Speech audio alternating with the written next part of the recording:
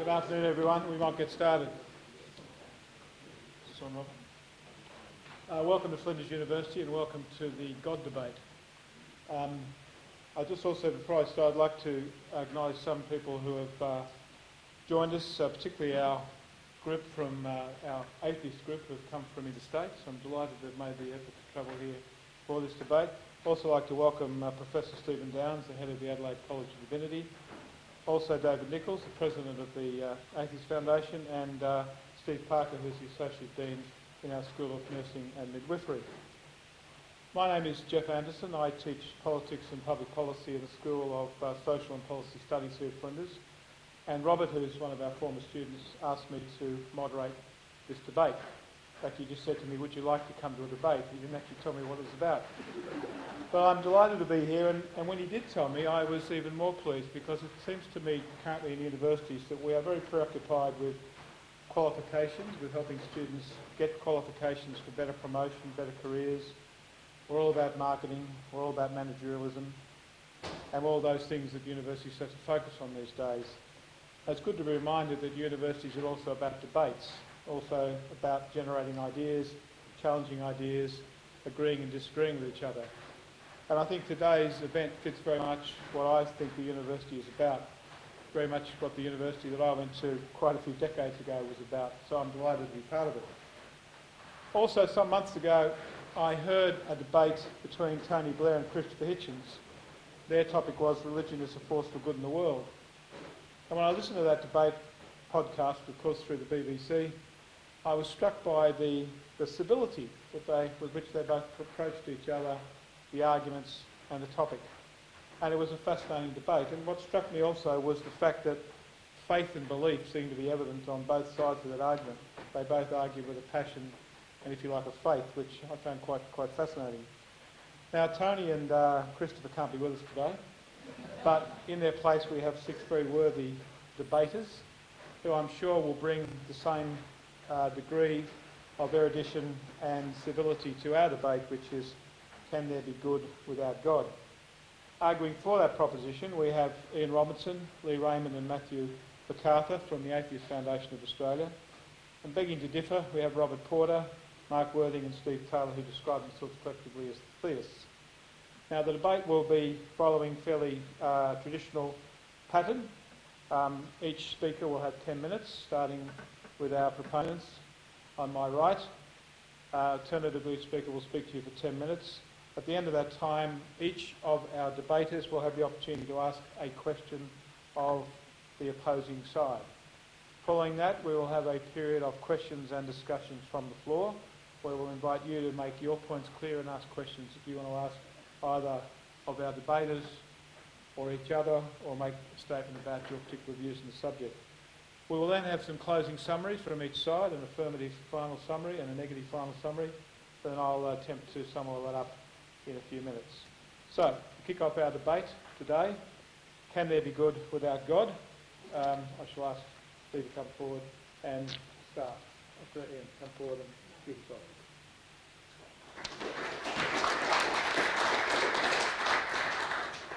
Thank you.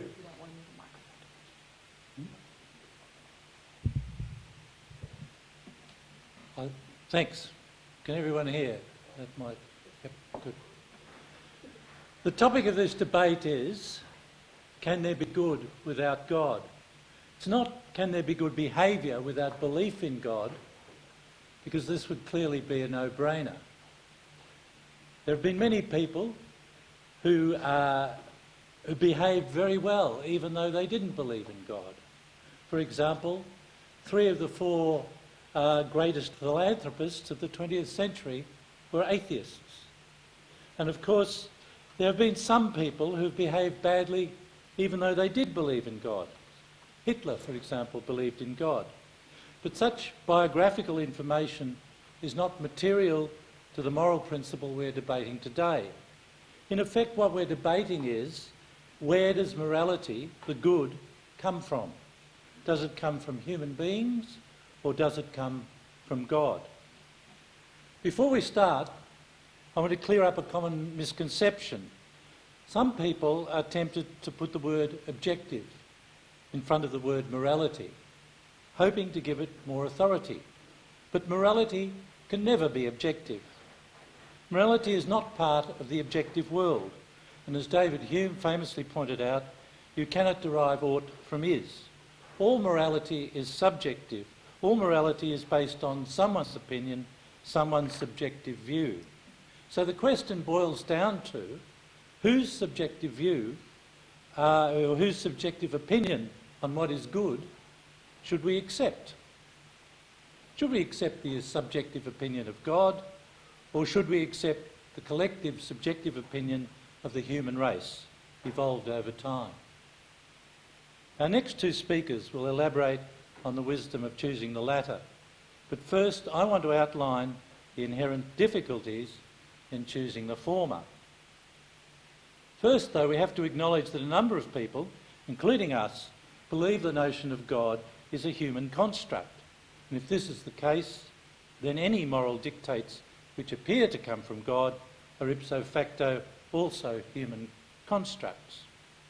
However, I know Robert has invited many true believers here this afternoon, judging by the pre-lecture lunch. Most of them are his relatives.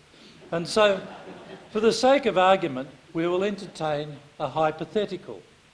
If God exists, is he a credible source of morality? And to humour Robert, let's assume that it's the Judeo-Christian God that we're talking about. Well, we all know what this God wants us to do, don't we? It's in the Bible, God's word. But it's not as simple as that. The Bible is mired in uncertainty and controversy. Christians have been arguing about its meaning and even killing one another over it for 2 millennia. As Jesus presciently told his followers, "Suppose ye I am come to give peace on earth? I tell you, nay, but rather division." The many promises Jesus made, this is perhaps the only one that's actually been kept. Even if we confine ourselves to the Gospels, there are huge problems of reliability. There is virtually no non-biblical validation of the events they describe, so the veracity is by no means certain. The stories are second or third-hand accounts, written down many years later. They have been subjected to editing by biased rewriters, and each of the Gospels has a different account of what occurred. This means, at the very least, they cannot all be right, and perhaps none of them are. The need to make sense of the numerous contradictions in the Bible has led inevitably to the quintessential Christian intellectual activity. Not reasoning, but rationalisation. No doubt we'll hear a lot of Christian rationalisation in the ensuing 2 hours. One of the key features of evolving human morality is that it's a work in progress. As the human race has gained more knowledge and more empathy, it's refined its moral sensibilities and made better and better quality moral judgments. Look at the way our moral understanding of slavery, of the rights of women and of homosexuals, and of the importance of social justice have all advanced since the time of Jesus. But Christians are stuck with a 2,000-year-old text containing outdated moral injunctions which at best make them and God look silly and at worst cruel and inhuman, and lead to even more rationalisation. For example, the New Testament explicitly or implicitly supports both slavery and the subjugation of women. The contemporary opposition to slavery and advocacy of the rights of women, even amongst Christian abolitionists and feminists, derive therefore not from the Bible, but from our extra-biblical sense of what is right and wrong, the same constantly developing moral sense that has always informed human actions. There are, of course, some people today who claim that God's revelation in the New Testament was not one-off and that they are still in constant daily communication with the deity. But most of these people have been safely locked away. For those who would cede to God responsibility for their moral decisions, a logical problem looms. The claim that God is the only source of morality is itself a moral claim. But on what grounds do you make it? You can't make it on God's authority, because this is precisely what is in question. But if you support it on other grounds, then God is not the only authority on morality.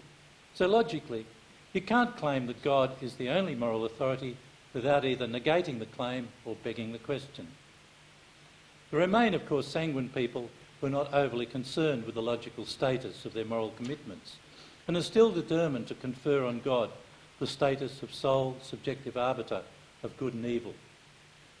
But before they make such a commitment, don't they have a moral responsibility to do due diligence? Don't they have a moral duty to ask themselves whether the Judeo-Christian God is the sort of deity one should pass responsibility for making moral decisions onto? It's begging the question to say that God would only choose the good. How can we know that? We need to look at the evidence. The evidence in the Bible, unfortunately, is not very favourable. The only way that Christians can come up with even a marginally acceptable morality out of the Bible is by cherry-picking the good bits and rationalising away the bad bits, such as executing gays and children who curse their parents. Surely we should not relinquish our moral compass to someone we can agree with only some of the time. Virtually every intervention by God in human affairs described in the Bible has been bad news for somebody, from the ancient Egyptians and Amorites to the owners of the Gadarene swine and the barren fig tree. There are no win-win solutions as far as the Judeo-Christian deity is concerned, nor is there much justice. The Judeo-Christian God has an impressive record of unjustly punishing some people for the sins of others. According to God's word, God punishes all mothers for the sins of Eve. God punishes all humans for the sins of Adam. God punished all Egyptians for the sins of the Pharaoh. God punished all Israelites because some of them had sex with the Midianites. And the list goes on.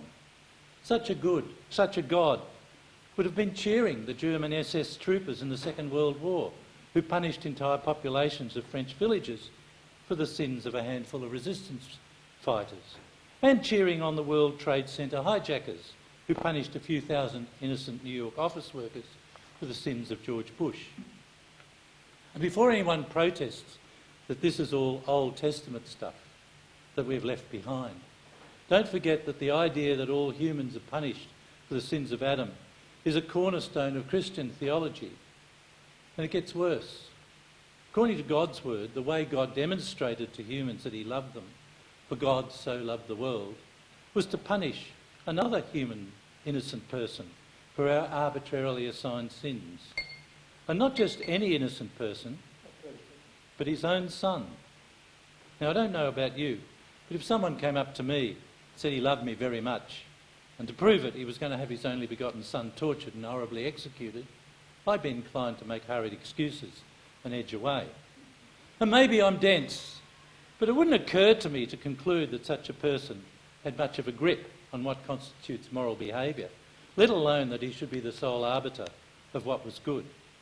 To sum up, if God exists, 1, his views on morality are just one set of subjective views among many. 2, it's difficult to know precisely what those views are. And 3, to the extent that we do know what they are, they do not indicate an entity with a highly developed and acceptable moral sense. And the Emperor Napoleon asked the great astronomer Laplace where God figured in his 7-volume treatise on celestial mechanics. Laplace is supposed to have replied, "I had no need for that hypothesis." Nor do we. Not only is it the case that there can be good without God, it is extremely doubtful that there can be good with God.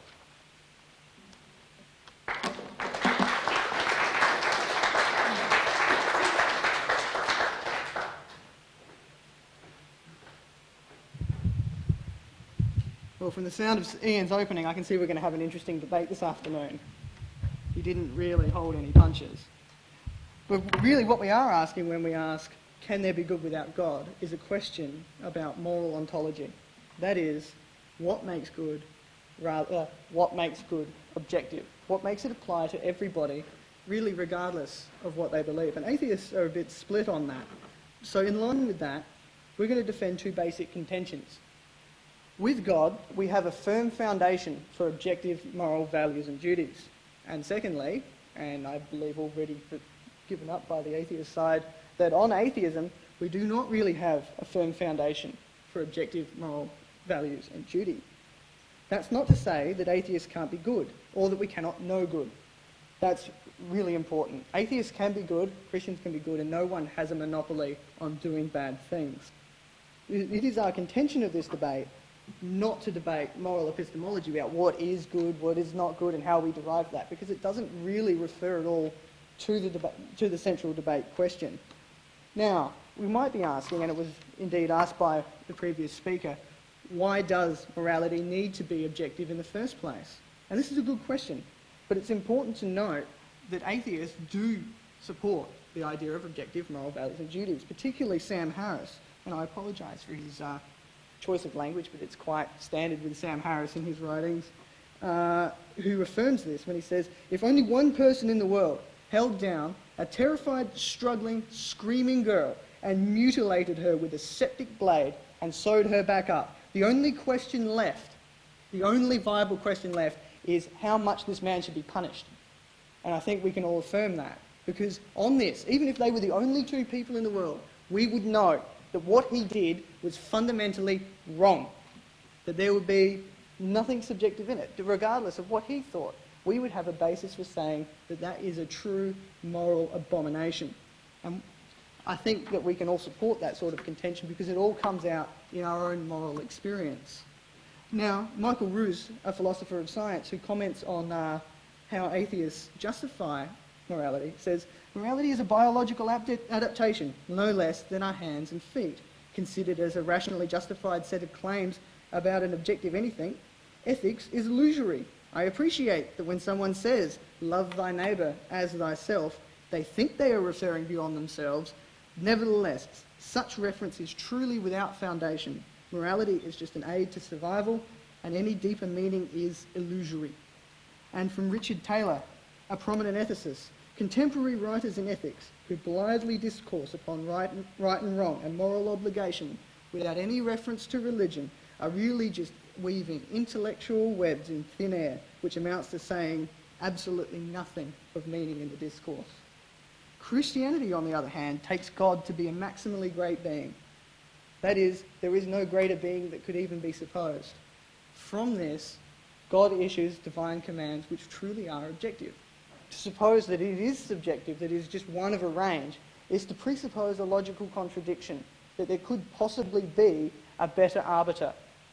And that is about as viable as asking, can there be a married bachelor? It just is not a viable position. It's logically contradictory and self-refuting.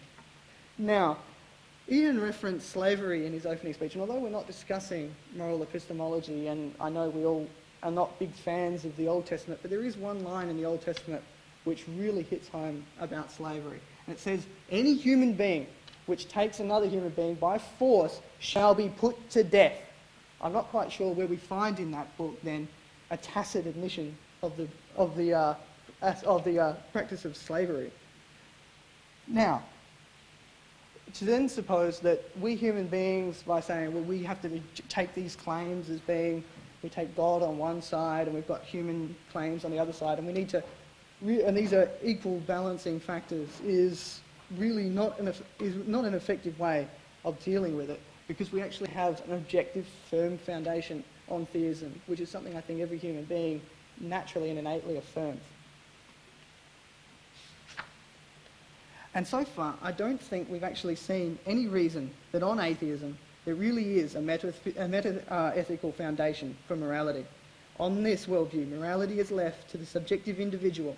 You might think that some action is right or wrong, but it is entirely left to the realm of individual. By taking this on, you've fundamentally removed all grounds for the condemnation of something else that somebody does that they believe is right. You cannot condemn them on the grounds that they are wrong. And then, when faced with a Hindu man engaging in the custom of sati, that is, throwing a widowed woman onto her husband's burning funeral pyre, if this is simply a cultural adaptation developed by evolution and socially enforced by a social contract, there is really no grounds for presupposing that what that person does is wrong. which we all know leads to us clashing with our own innate moral natures. That cannot be true, and I think we all know that. Morality is not just a byproduct of the herd morality and not just a byproduct of the genetics of man. If a person does go against the herd, then what they do is essentially objectively unpopular, but not objectively wrong. By going against genes, we could have, if genetics provides us a basis of objective morality, then morality is truly arbitrary, because we can all look into the other realms where genetics have created all different sorts of rights and wrongs. Lions kill the young, but can we claim on any grounds that a lion has murdered the young? And think about what morality actually imparts, and by rendering it utterly subjective, what we lose from that. So in summary, I don't actually think so far we've seen any reason to think that objective morality exists on atheism, and which leaves, as the logical foundation of morality, theism as the better option for us to choose.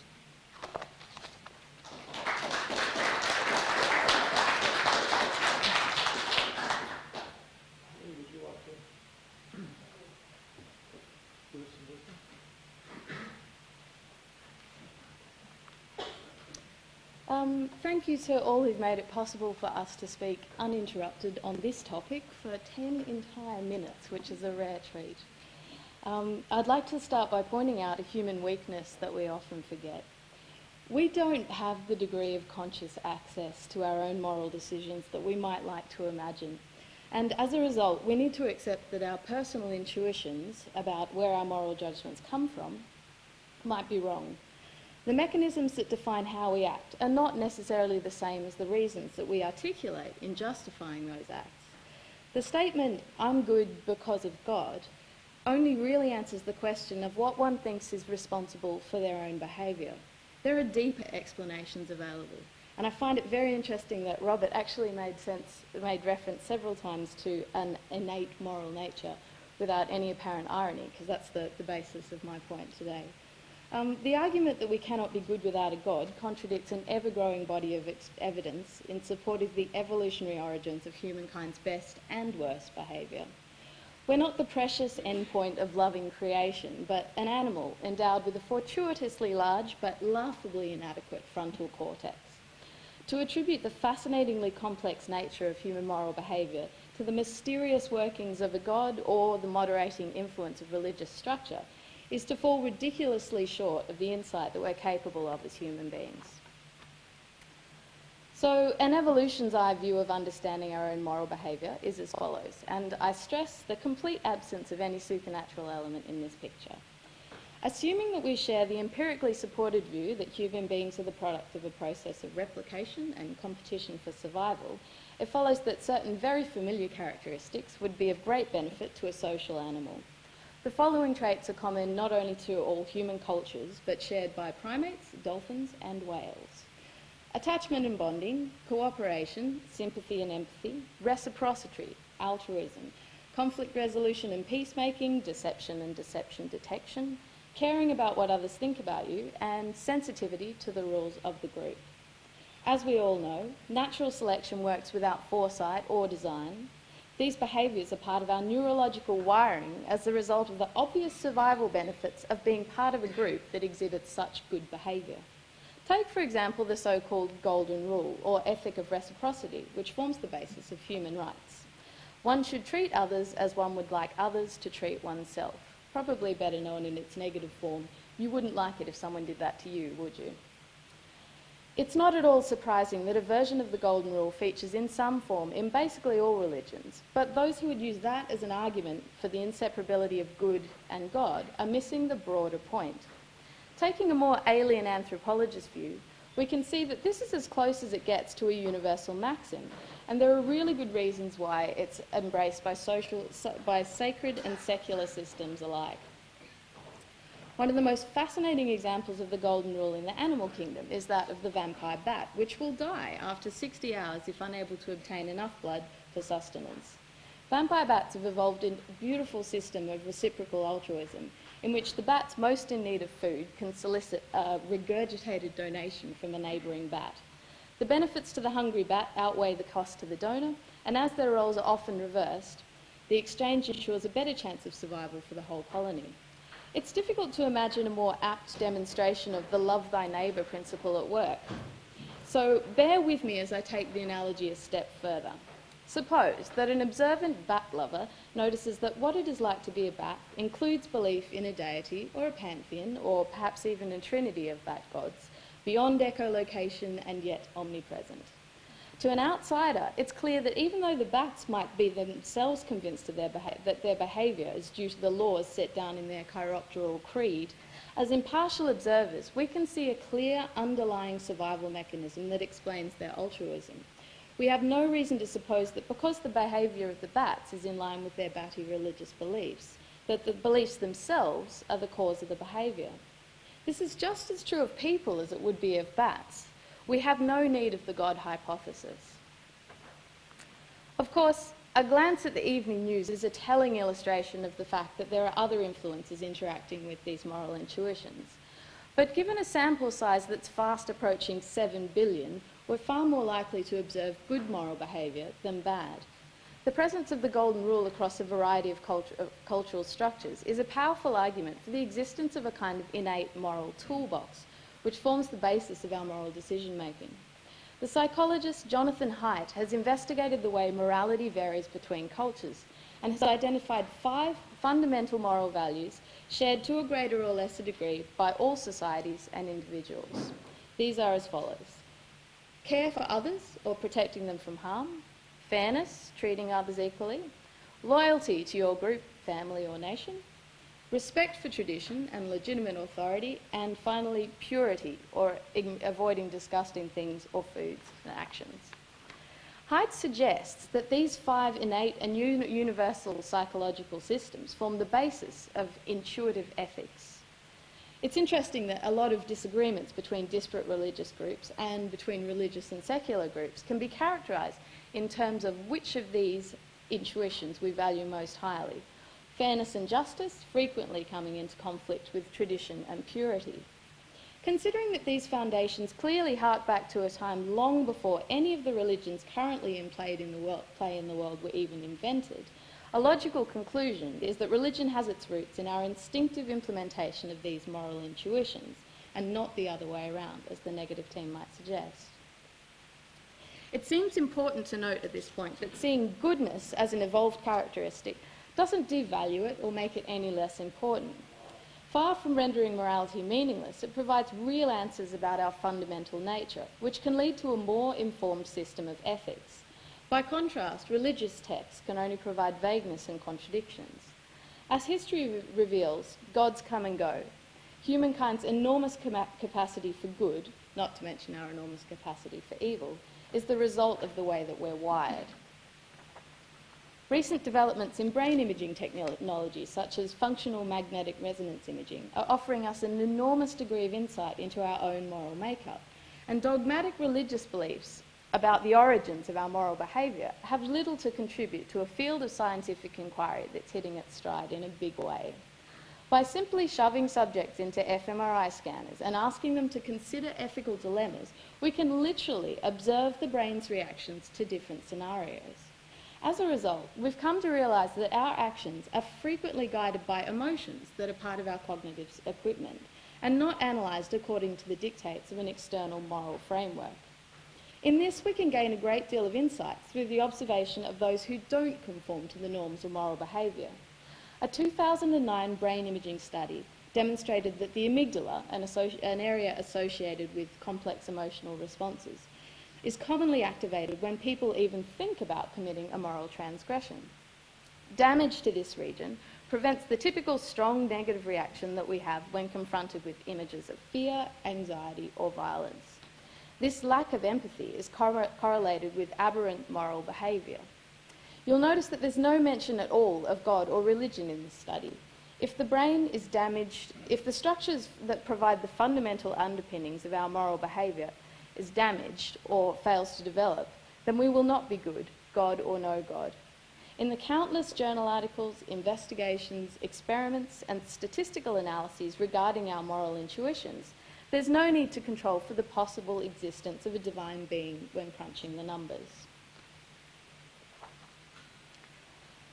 An open-minded awareness of the naturalistic origins of human moral behaviour leads to an ever more nuanced understanding of our tendencies and capabilities. Far from casting us into some dystopian, deterministic, amoral nightmare, our progress in this area is tremendously exciting and positive. In comparison with being mired in the prescriptive and stagnant edicts of religious belief, we have an opportunity to test and investigate our reasoning and our intuitions in order to further develop our understanding of our reactions to a morally complex world. The idea of an innate moral template doesn't entail the existence of a law-giving God. Moral standards are properties that we have that are contingent on the nature of how we got here. Our biases are evident in that they represent the optimal choice, from natural selection's perspective, to matters dealing with fidelity, cheating, and killing. In so many areas, religion can be viewed as a proto-science, offering a curiously self-aware animal with a penchant for a good narrative, some explanations as to our origins in a world in which we appear to be more sophisticated than the creatures around us. The very same inquisitive nature and reason that once suggested supernatural solutions has now produced a far more compelling alternative. Our pre-rational intuitions interact with societal influences and environmental context in complex and intriguing ways. We can investigate this relationship and understand it without ever misattributing it to the influence of a God.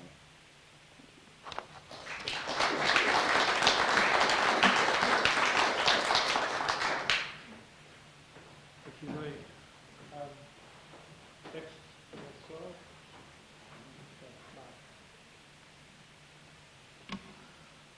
I just want to point out, for the sake of clarity, Ian, that I'm not one of Robert's relatives in the strictly biological sense. Can there be good without God? My interest is ethical.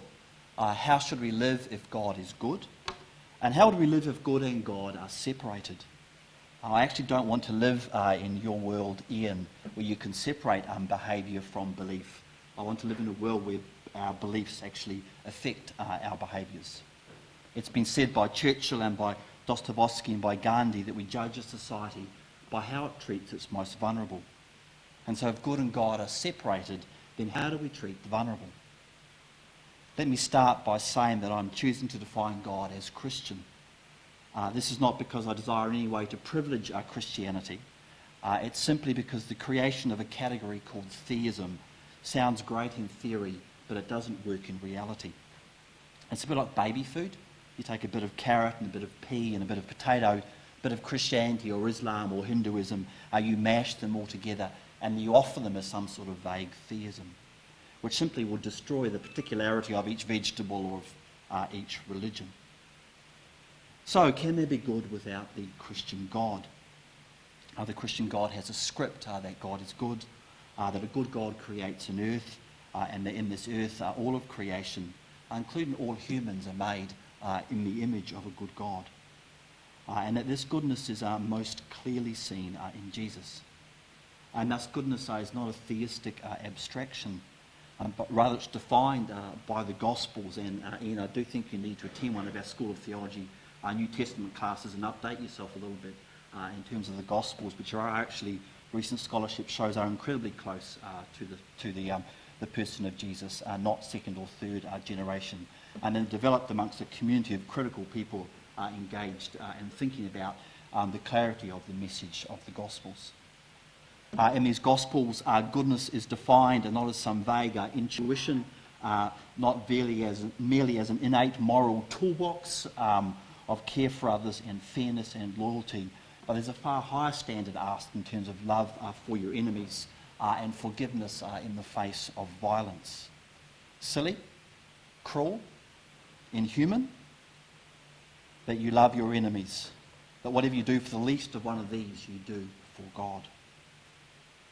Which is interesting to then place alongside some of the atheist attempts at goodness, and we've seen some of them today. Do unto others, beside a Darwinian social survival of the fittest, offered by Daniel Dennett. Love your enemies, alongside Fran de Waal's animal empathy. I thought that your dolphin story was great until it meets a shark, and then you need a different ethic in terms of how species compete and interact. Love your enemies. Greater love has no one alongside Sam Harrison's objective moral well-being. Just trust our intuitions and then place our intuitions amongst other subjectivities. And I actually want to argue, therefore, for the need for an objective guidance which controls our innate morals and our subjectivities. What hasn't been pointed out yet is how this Christian script has an enormous impact on how we should live our beliefs with our behaviours. It's easy, I think, for us to take this for granted, to forget that when Christianity emerged, critics were simply astonished by its goodness. To quote, one found nothing in Roman society remotely compared in magnitude to the Christian willingness to provide continuously for persons in need, male and female, young and old. This is not just pie in the sky when you die, this was steak on the plate while you wait. That Christians created a miniature social welfare system in an empire which for the most part lacked social services. That when the plague struck the Roman Empire in 251 AD, most people fled, even the doctors. In contrast, Christians stayed to nurse the dying. Greater love has no one than this, and they lay down their lives. To quote from the Emperor Julian, Christians support not only their poor, but ours as well. Our goodness needs this Christian God. Consider a world without the music of Bach or Michelangelo's Pieta, Mother Teresa, or the Truth and Reconciliation Commission in South Africa, all inspired by the Christian script of goodness. The word script is important. A script expects a performance, that we don't simply debate, but that our ideas actually become embodied actions. It allows me, therefore, to make three caveats to our argument. First, that we are not arguing that all Christian performances are good. Quite the opposite. There are forms of Christian belief and practice which I consider to be distinctly good-less. But the logic of script and performance.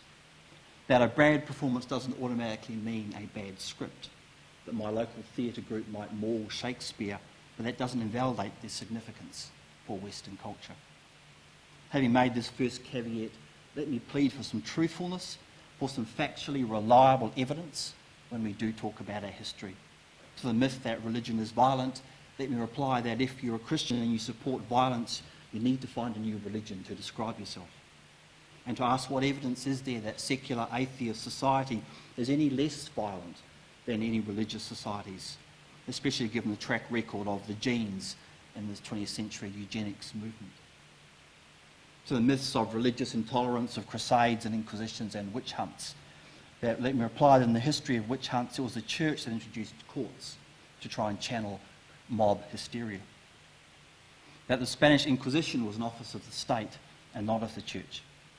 That the Crusades are, to quote Bentley Hart, more truly the last gaudy flourish of Western barbarian culture than the Christian ethic of love your enemies. So my first caveat that not all Christian performances are good. My second caveat is that I'm not seeking in any way to privilege the Christian God. Quite the opposite.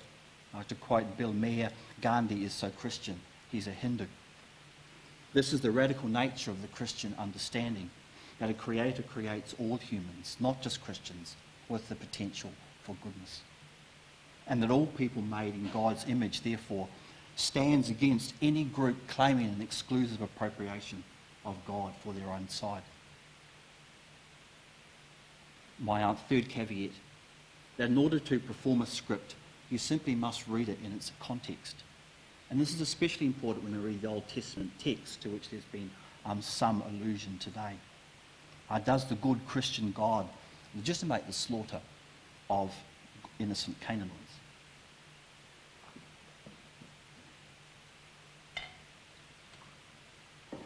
Sorry, you all make me nervous. Such Bible passages have always disturbed Christians. In 140 AD, a man named Marcion decided that the good teachings of Jesus, love your enemies, were at odds with the God of the Old Testament, and he simply cut the Bible in two. More recently, more constructively, an Australian scholar, Mark Brett, has looked at archaeology and then has looked at when Deuteronomy was actually really written and how it sits alongside other ancient Near Eastern literature. And to quote, there's actually no evidence of mass killings. That what appears as genocide is actually part of an internal social and religious reform. This is not cherry picking. This is simply reading the text that we have well and with the integrity that they deserve. In regard to slavery, the concepts we have in our minds of the roots type slavery is in no way comparable to the slavery of the Bible. And we have the narrative of Philemon and Paul, where the gospel radically changes the way that they relate to each other within their household and the community of God. In some, my interest has been ethical. How might we live when God is good? How would we live if goodness and God are separated? And I've looked for answers on behalf of society's weakest. And I don't want to trust myself just to the innate goodness that there might be in others. I want an objective standard by which I can consider goodness, and I find that in the person of Jesus. And I've used the notion of script and of performance to argue that goodness needs the Christian God. And I'll claim the honour of finishing before anyone else.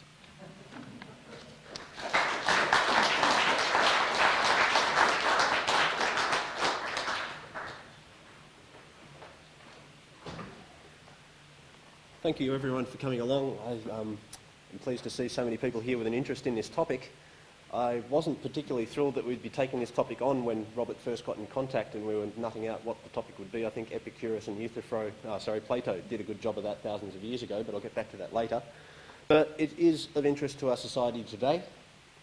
I'd like to carry on from the sterling work done by my colleagues and showing that not only do we not need God to be good, that not having God makes us less likely to be bad.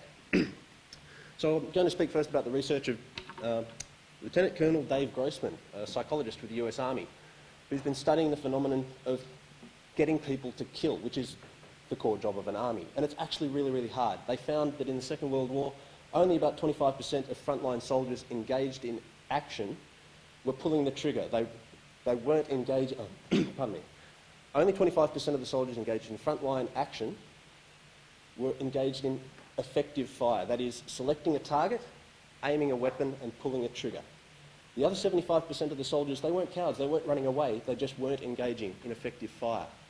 They were aiming high, they were aiming wide, they were firing wildly, they weren't selecting a target from the crowd, aiming a weapon at that target and pulling the trigger in order to kill it.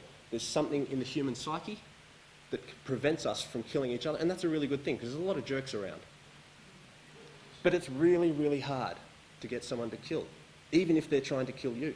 There's something in our psyche that's thought to go back beyond language. It's earlier in our evolution than the development of language that makes us think that killing is the wrong thing to do.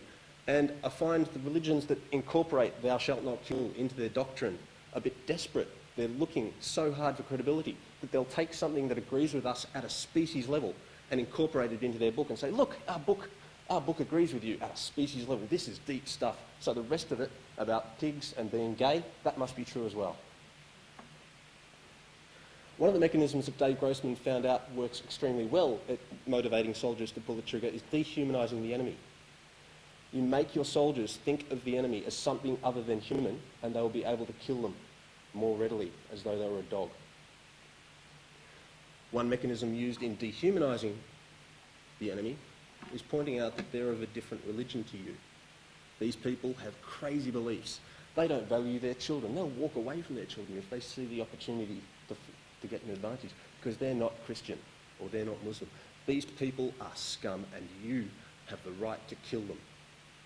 And that sounds like it's come out of history, maybe out of the Inquisition or something. This is going on today. This happened to Australian soldiers in the Vietnam era.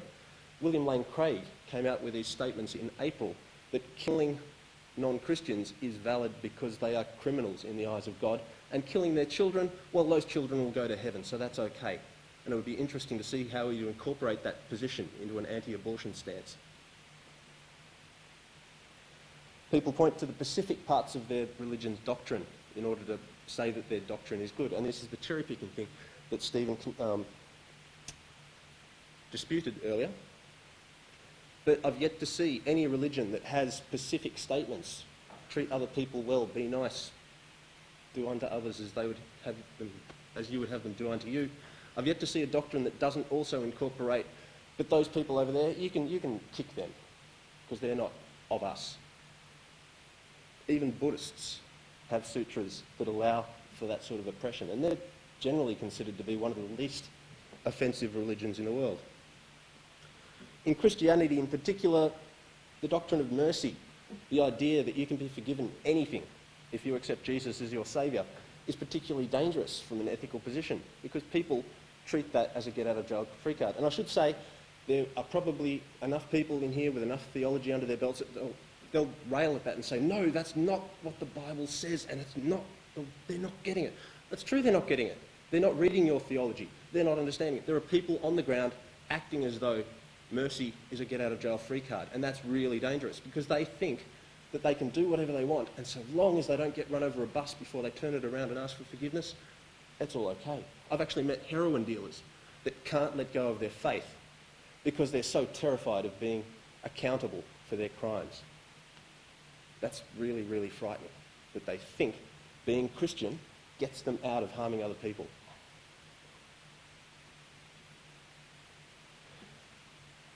Turn the other cheek is another part of Christian. It's actually a teaching of Jesus. He said, turn the other cheek. If someone would smite you, turn the other cheek.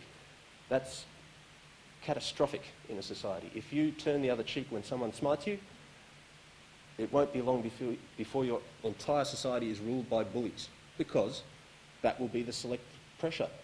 Being a jerk will get you further. You'll get more resources, you'll get more breeding opportunities. Next cohort, more jerks. And the perfection of Jesus, the cited perfection of Jesus that gives us something all to work towards. I've read the Bible and I don't find Jesus perfect. And the comment that Churchill and Dostoevsky pointed to the vulnerable. Look at how a society treats its vulnerable and you'll get a measure of the merit of that society. Jesus cursed a fig tree that wasn't giving him a fig out of season. You don't get much more vulnerable than a non-sentient, out-of-season fruit tree. And that's not the only example. People think that I'm being trite in that, but it's reported in the Bible as gospel, as a story to make us fear. And it's just reprehensible. And, you mentioned that there's no mention of slavery in the Bible earlier, Robert. Jesus actually advised the slaves to obey their masters as they would God, and most of the Gospel of Paul, I believe, is a letter telling a slave owner about the slave that he has captured on his behalf. So I think there's plenty in the Bible to justify slave owning if you want to own slaves. But back to Plato and his... Religious charity is pointed to as one of the great benefits for a society of having religion, but I don't consider it charity. The motives behind an action are what determine its ethical merit. Not trying to save someone from drowning and trying to save someone from drowning and failing have the same outcome, but completely different motivations. They have different ethical flavours. If you do something for reward, it's work. If you do something out of fear of punishment, it's slavery. The only things that religions offer us that secular models can't is the promise of eternal life. And in the case of Christianity, we're given the stick of hell and the carrot of heaven to motivate us. So people saying, my church did this much charity work last year, all I see is people working out of self-interest, either trying to avoid hell or get into heaven. There's a lot of talk about love and being filled with the Spirit, but at the end of the day, people are doing these things for themselves, and I'm very glad that the Red Cross and Médecins Sans Frontières are acting good for goodness sake, without any doctrinal influence that might tie their hands and prevent them from doing their work for anyone that needs it. So if you're going to tote up all the good things that your religion does, I'd ask you to be honest in your accounting and make sure that you also tote up all the bad things. If you're going to count Bach as the high point of religiously inspired humanity, I'd also ask you to take into account Joseph Kony and his Lord's Resistance Army tearing around Central Africa, raping and killing people to make sure that the Ten Commandments are put into place. People will say, oh, but they're doing it wrong, that's not Christianity. They're acting in what they think is Christianity. You don't need to get a new religion, you need to walk away from that religion if you don't think that that aligns with what you want. Because the size of the net that you cast to find merit in your religion is the same size of the net that you should expect people to use when looking at the harm that your religion does. Now, back to Plato, the Euthyphro dilemma. Plato wrote that if God exists, we can be made aware of goodness in two ways from that God. Either God determines what is good, the omnimax God, the all-knowing, all-powerful God, thank you, can determine what is good and bad and tell us about it, in which case good is arbitrary and God is potentially a tyrant. And I think the William Lane Craig comment about killing heathens would fit that horn of the dilemma. Because God has determined it, it must be good. I don't think it's good to kill heathens and babies, but it's God said it was, so it must be good. On the other horn of the dilemma, God is innate and universal. Good is innate and universal, and God is merely telling us what is good and bad. So if God can't change what is good and bad, God is not the omnimax God, and therefore not a God. Now, there's a lot of philosophy written about how we can determine what is good from first principles. I'd like to just quickly mention that Kant had a universality principle that you can use to test whether or not you're doing something good. So if I want to take things from other people, if I want to steal, then you examine it from a logical perspective. You say, I want permission to take things without permission. Hang on, there's two permissions in there, they cancel each other out, it's nonsensical, it's incoherent and therefore incorrect. And when you extend that out into the real world, if I'm taking stuff from other people but they're taking stuff from me, it doesn't work. I'm not getting any advantage from stealing, so therefore stealing is wrong. Stealing only makes sense in a context, like getting ahead by stealing things only makes sense in a society where it's prescribed. So there are objective ways of examining ethical situations from the ground up, from first principles. And to say that we need universal objective morals handed down by God is false. Thank you.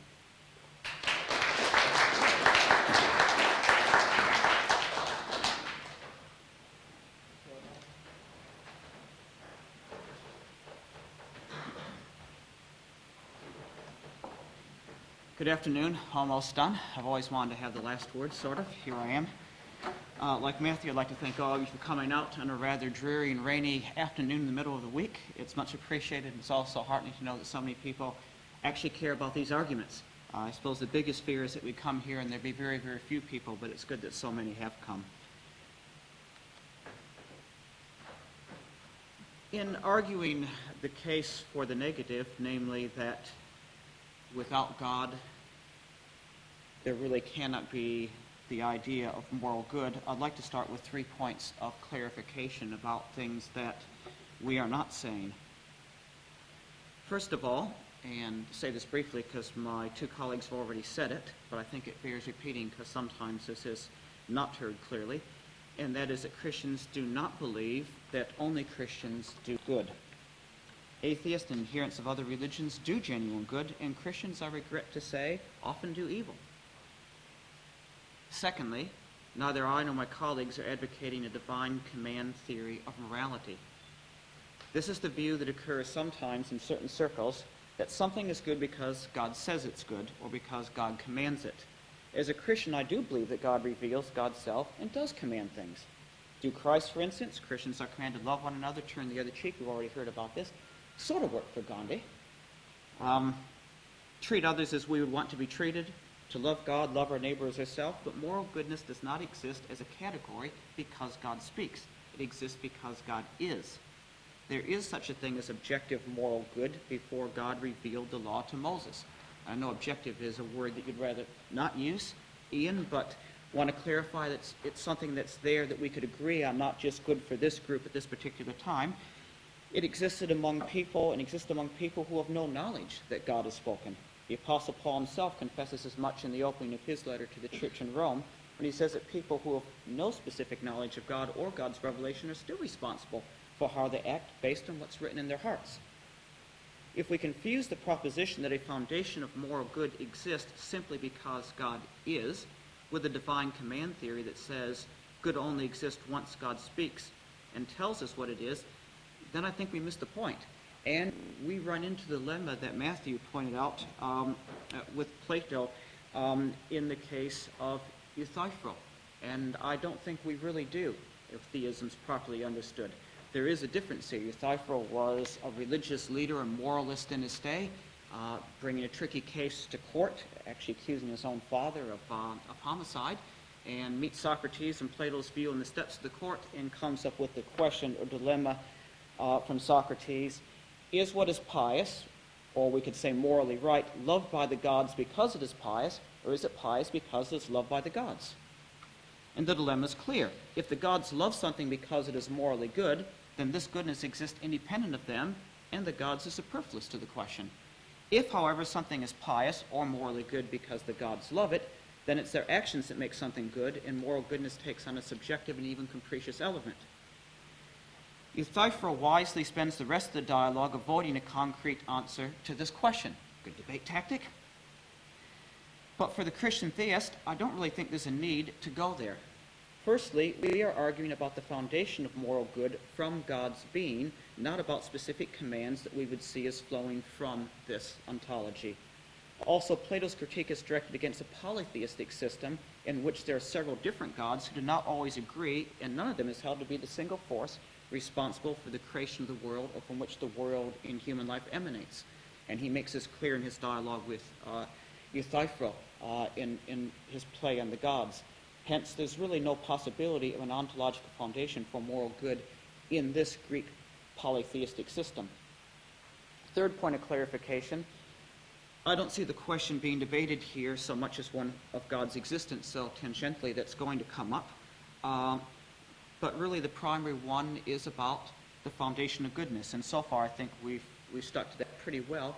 But there is a bit of confusion here because of the moral argument for the existence of God. William Lane Craig, who was mentioned previously by Matthew, I find it hard to believe he'd made the statement about killing heathen. I'd like to see where he said that. I'll have to look at that. I don't always agree with everything he said. Quite a few I don't. If he said that, it'd be certainly one I would be quite horrified by. But he resurrects something of the Kantian moral argument with the following syllogism.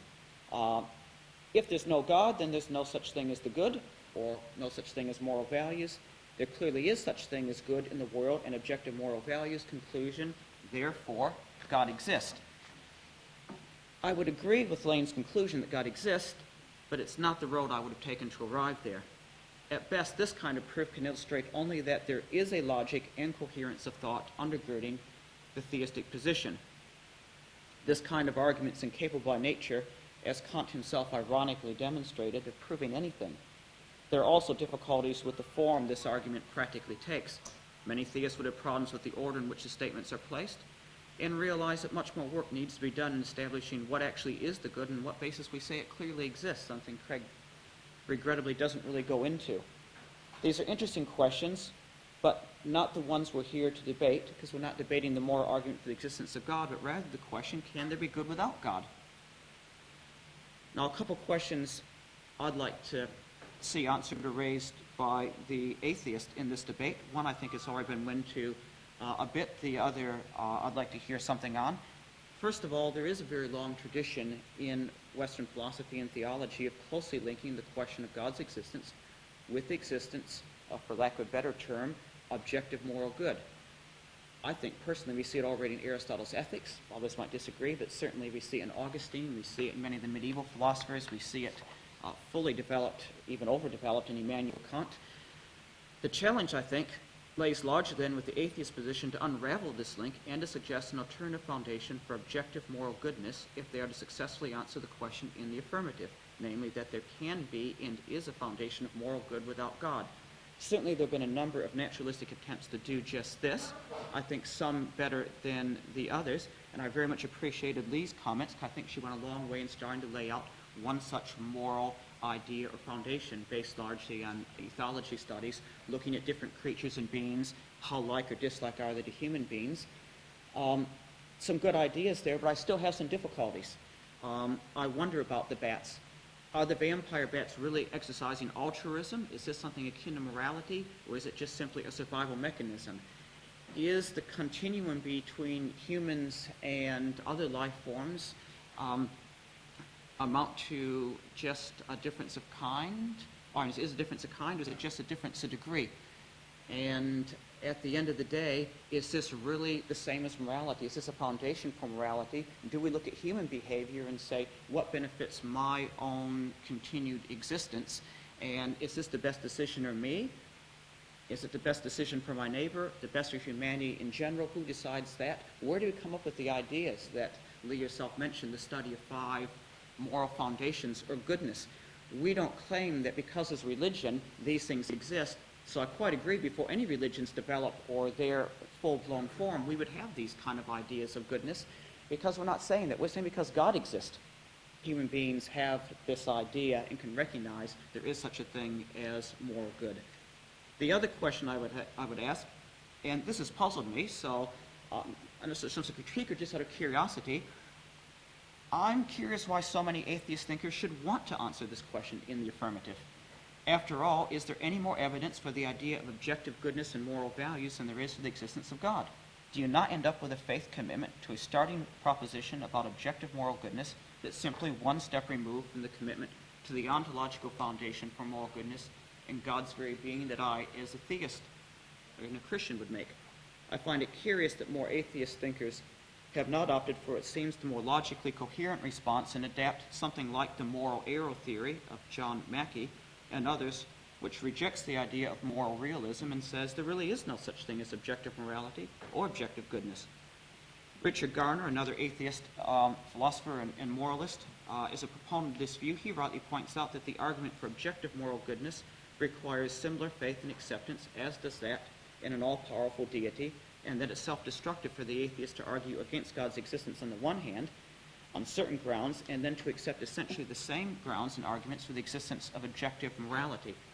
He argues that it's better to bite the bullet and admit there is no objective morality and face up to the practical problems that this raises. And I'd just be curious to hear a response to that as well. Thank you, and I look forward to our continuing discussion.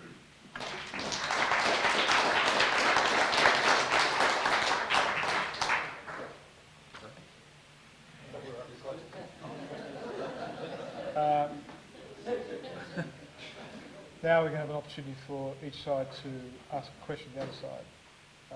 If that's what we've got. So, you want to start? I'll ask Ian if you want to start, or you have to come forward.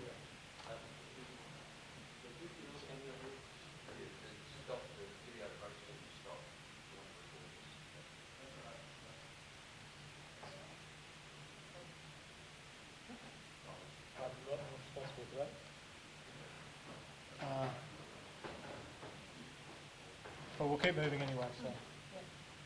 Question.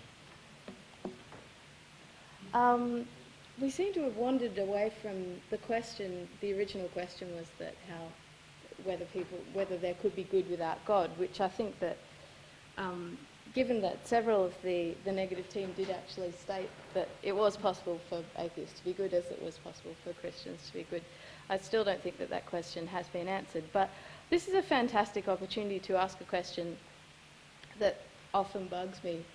I'd like to know, since there's a wonderful, in the philosophy of science there's an idea of pessimistic induction, which I really love, which is when an anti-realist asks scientists, how do you know, given that everything has been wrong about your theories so far, they've proven to change, how do you know that you're right at the moment? And I'd like to pose a version of this question and ask, given that so many gods have passed through history, I personally see religion as very much a natural phenomena in the same way that I see a moral basis as a natural phenomena.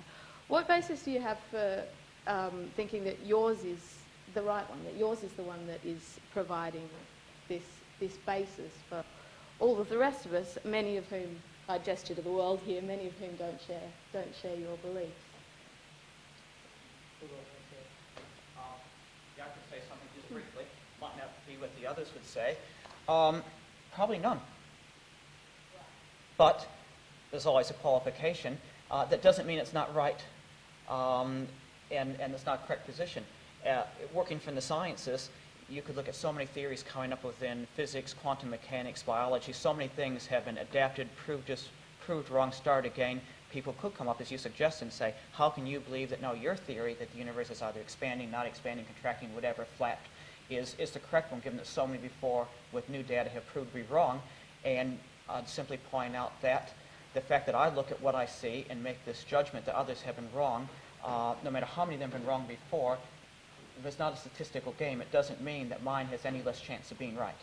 So I don't believe because you could come up with the numeral gods that society has ended up abandoning, walking away from, that doesn't mean that therefore the odds are mine isn't right either.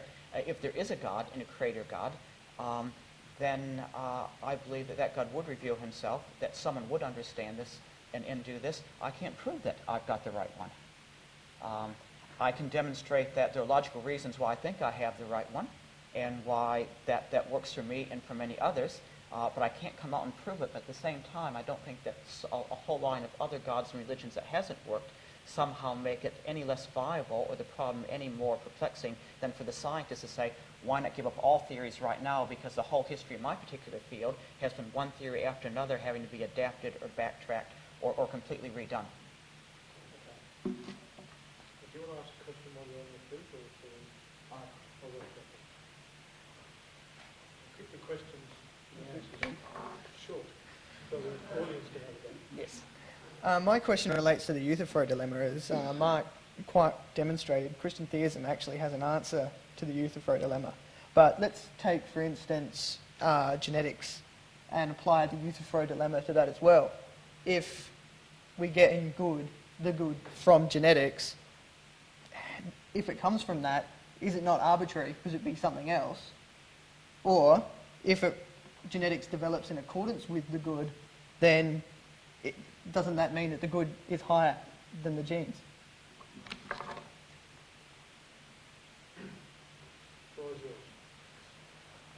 This calls back to what Mark asked before. If the vampire bats are behaving that way as a survival mechanism, is it really altruism?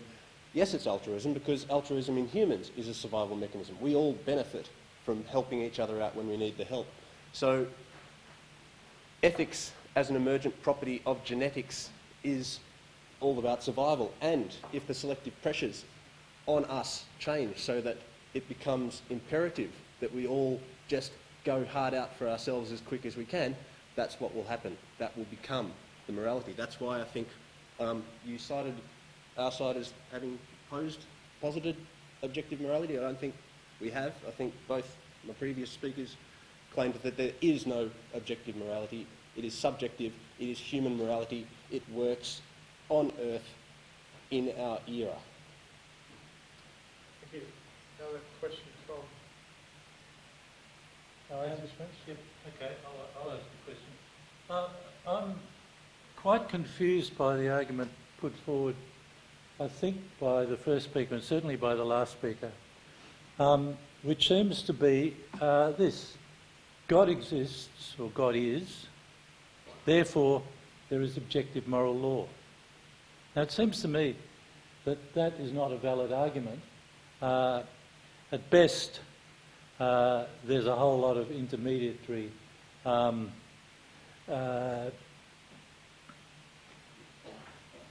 propositions that you need to put in there to make a logical leap from God exists to therefore there is objective moral law, and I didn't hear any of these intermediate steps put in. And it rests on the premise that you do have is extremely questionable and is becoming more and more questionable as humans evolve.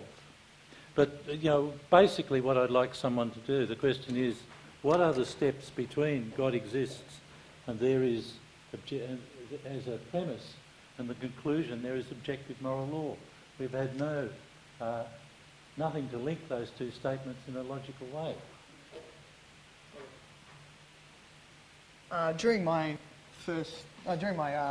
statement, I referred to St. Anselm's, well, not by calling it St. Anselm's, conception of God, that God is a maximally great being, and that within that you can define certain traits that a maximally great being would have, because if goodness is a trait, then it would logically follow, if God was a maximally great being, that that trait would be part of of the conception of God.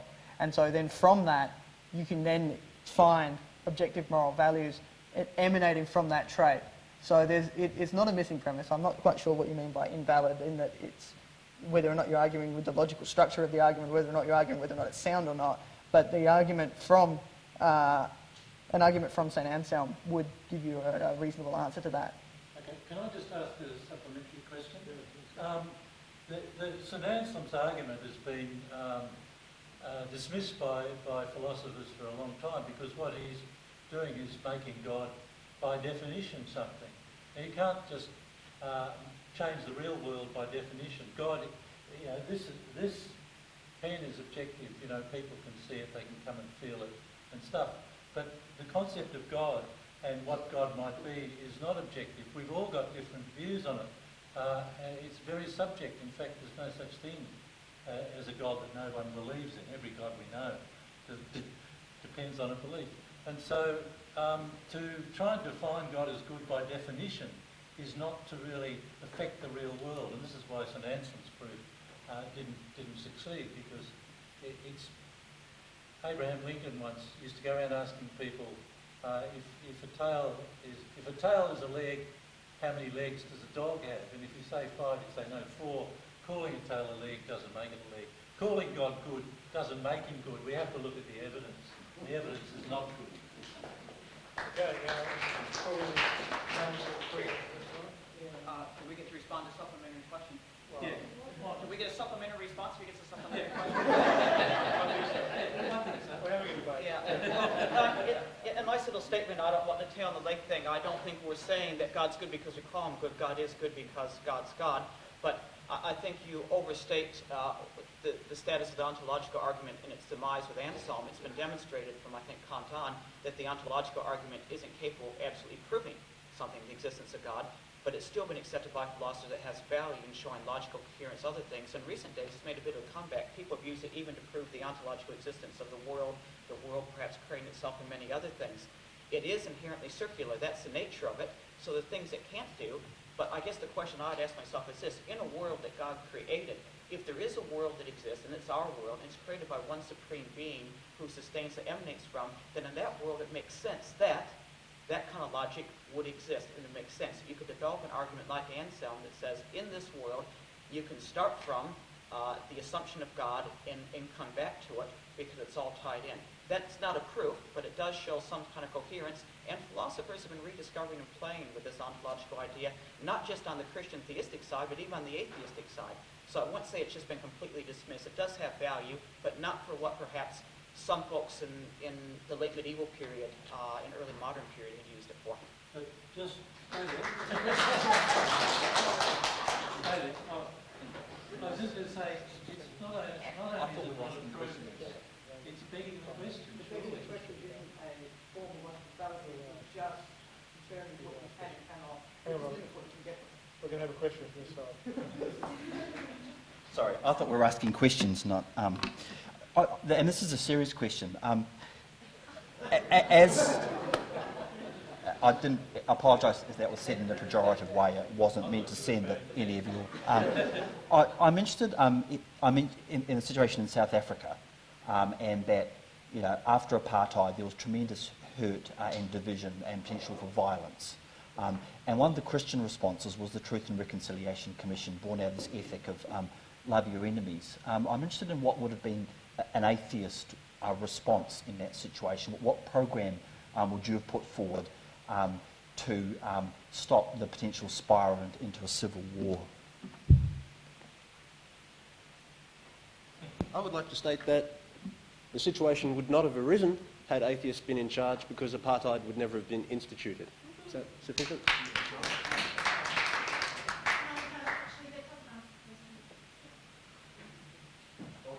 I'm not a politician and I'm not an ethicist, so I don't know what I would have done in that situation, but I wouldn't have opened a Bible and looked for guidance.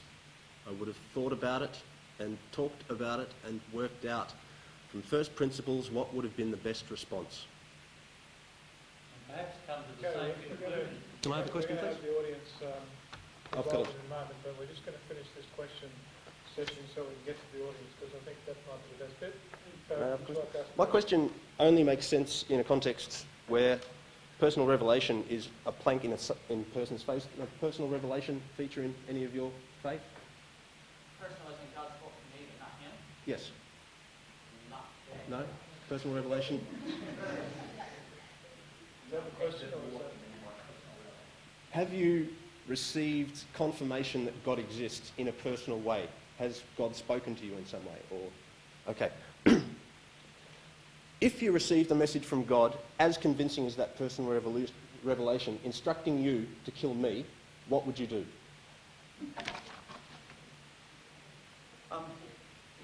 Christian theology is based on a number of factors, reason and the scriptures and experience and the Christian tradition. And so you would take that experience to those other factors in terms of working out a response. There's no direct line that just bases, Christian theology doesn't base itself just on one plank, to use your initial thing. So I'd say at that stage I'm probably hearing voices because it doesn't line up with the Christian tradition in terms of non-violence and it doesn't line up with the scriptures. Very briefly.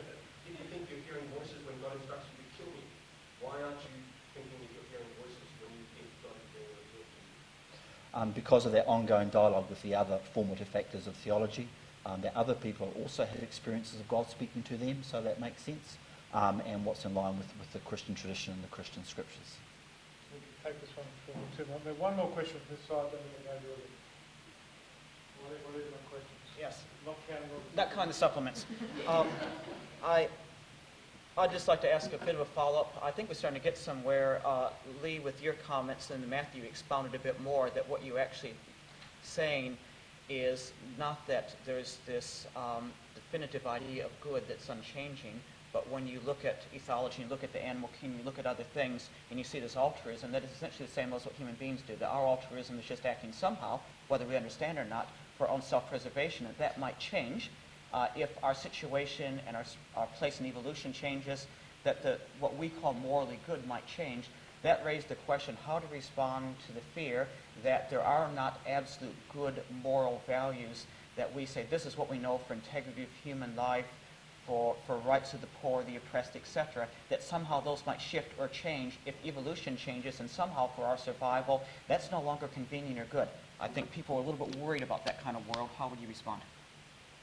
It is a worrying thought, and it's worrying for good reason, because it's not that evolution would change, it's the selective pressures that drive us to be altruistic.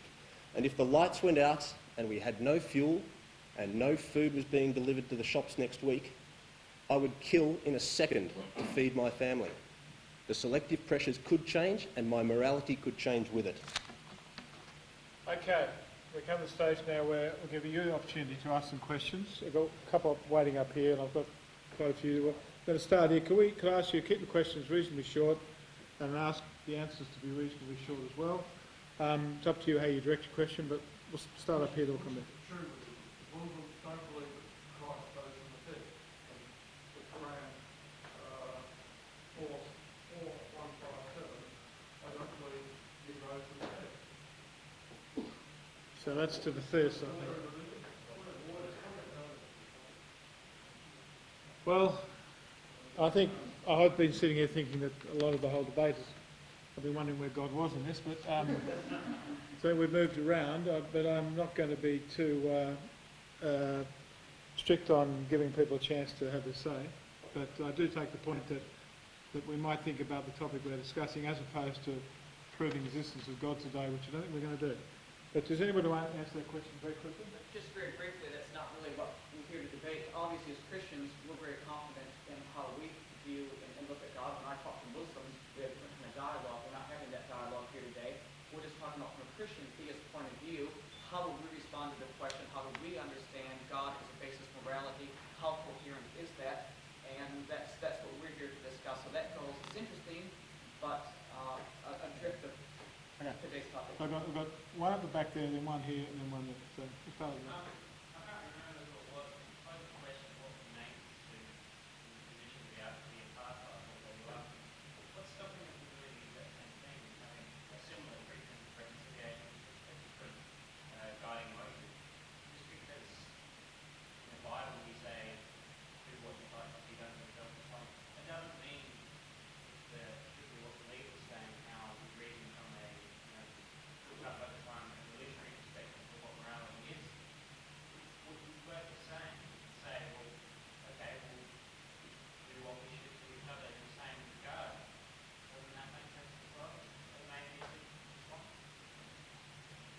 might take the Tony Jones one, so I'll take that as a comment. But unless you want a response, please. And who do you want the response from? I was looking for a response from theists. Please. Why pose that question at all if the response would be very similar to your own, just for it to be made? I posed the question as a genuine wanting to know how a good without God might play out in that context. If the atheists want to borrow the Christian text, they're welcome to, but I don't think that therefore follows with the debate, because they are using what Christians would consider of God in working out their moral platform for goodness.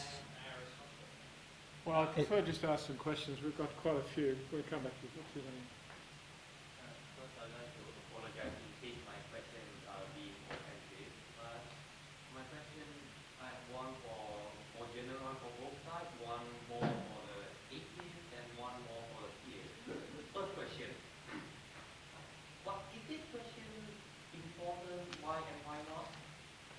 Second question: does good actually exist? I'm not talking about God, but good. The moral good, whether objective or subjective, does it actually exist? And for the is God created good or something along those lines?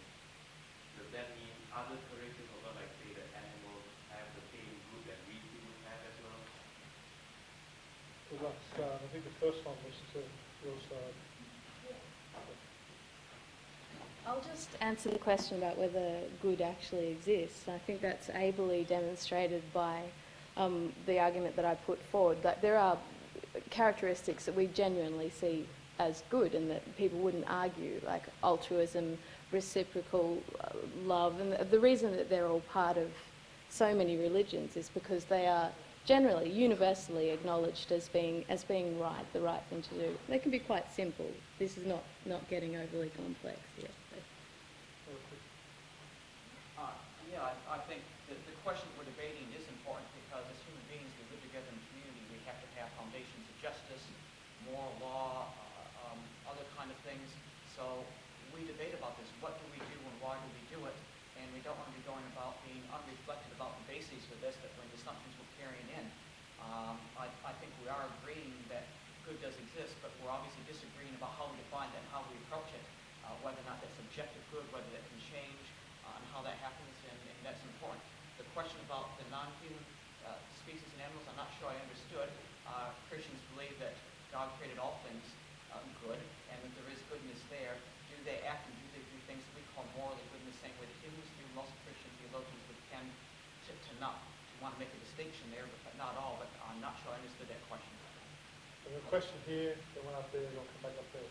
So. You say God is perfect. Does God have free will? Can God do anything other than what it is? Okay, say there's a perfectly good path God can take. So God has to do the perfectly right action. Can God do anything outside of free will? Okay. Well, Well, I would say that God can't do anything that's outside of his own nature. And I don't think requiring God to do the logically impossible limits God, because I don't, when people say, could God create a brick so heavy that even he couldn't lift it? Well, you kind of, you're saying, does God have free will? Well, if there was an equivalent series of choices, when we talk about the good, we talk about it, it's not just there's always one choice. God could have a range of perfectly good choices. I mean, that's part of the underachiever problem, which is quite common in atheist philosophy. But when we say God would then have free will, we would say that, well, no, there are some options that would be off the table that he could not choose, because they would lead to logical contradictions in his own being. Because he's perfectly good, he couldn't therefore go out and say, well, murdering everybody that has ever existed, is a fantastic idea, let's go try that. He couldn't require people to murder, because that would lead to logical contradiction, unless he had a sufficient reason for it. What about murdering everyone except Noah and his family? Unless he had a sufficient reason for it.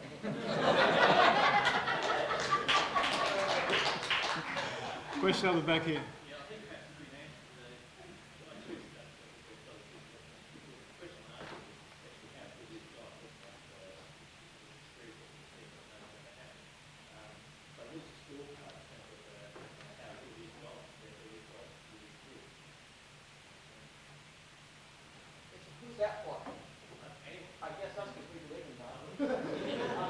If they don't say yes, I'm going to be very surprised.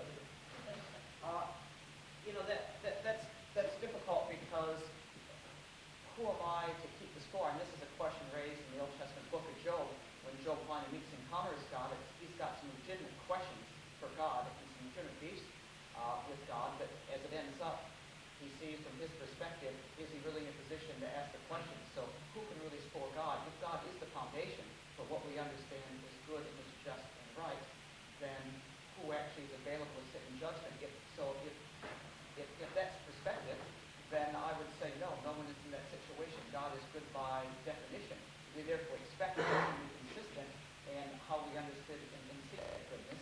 But if I say it looks to me like God has been unjust, I'm likely to go back and say, have I misunderstood what's going on? Because am I really in a position to say that the one who's the foundation for what's good and just has acted unjustly?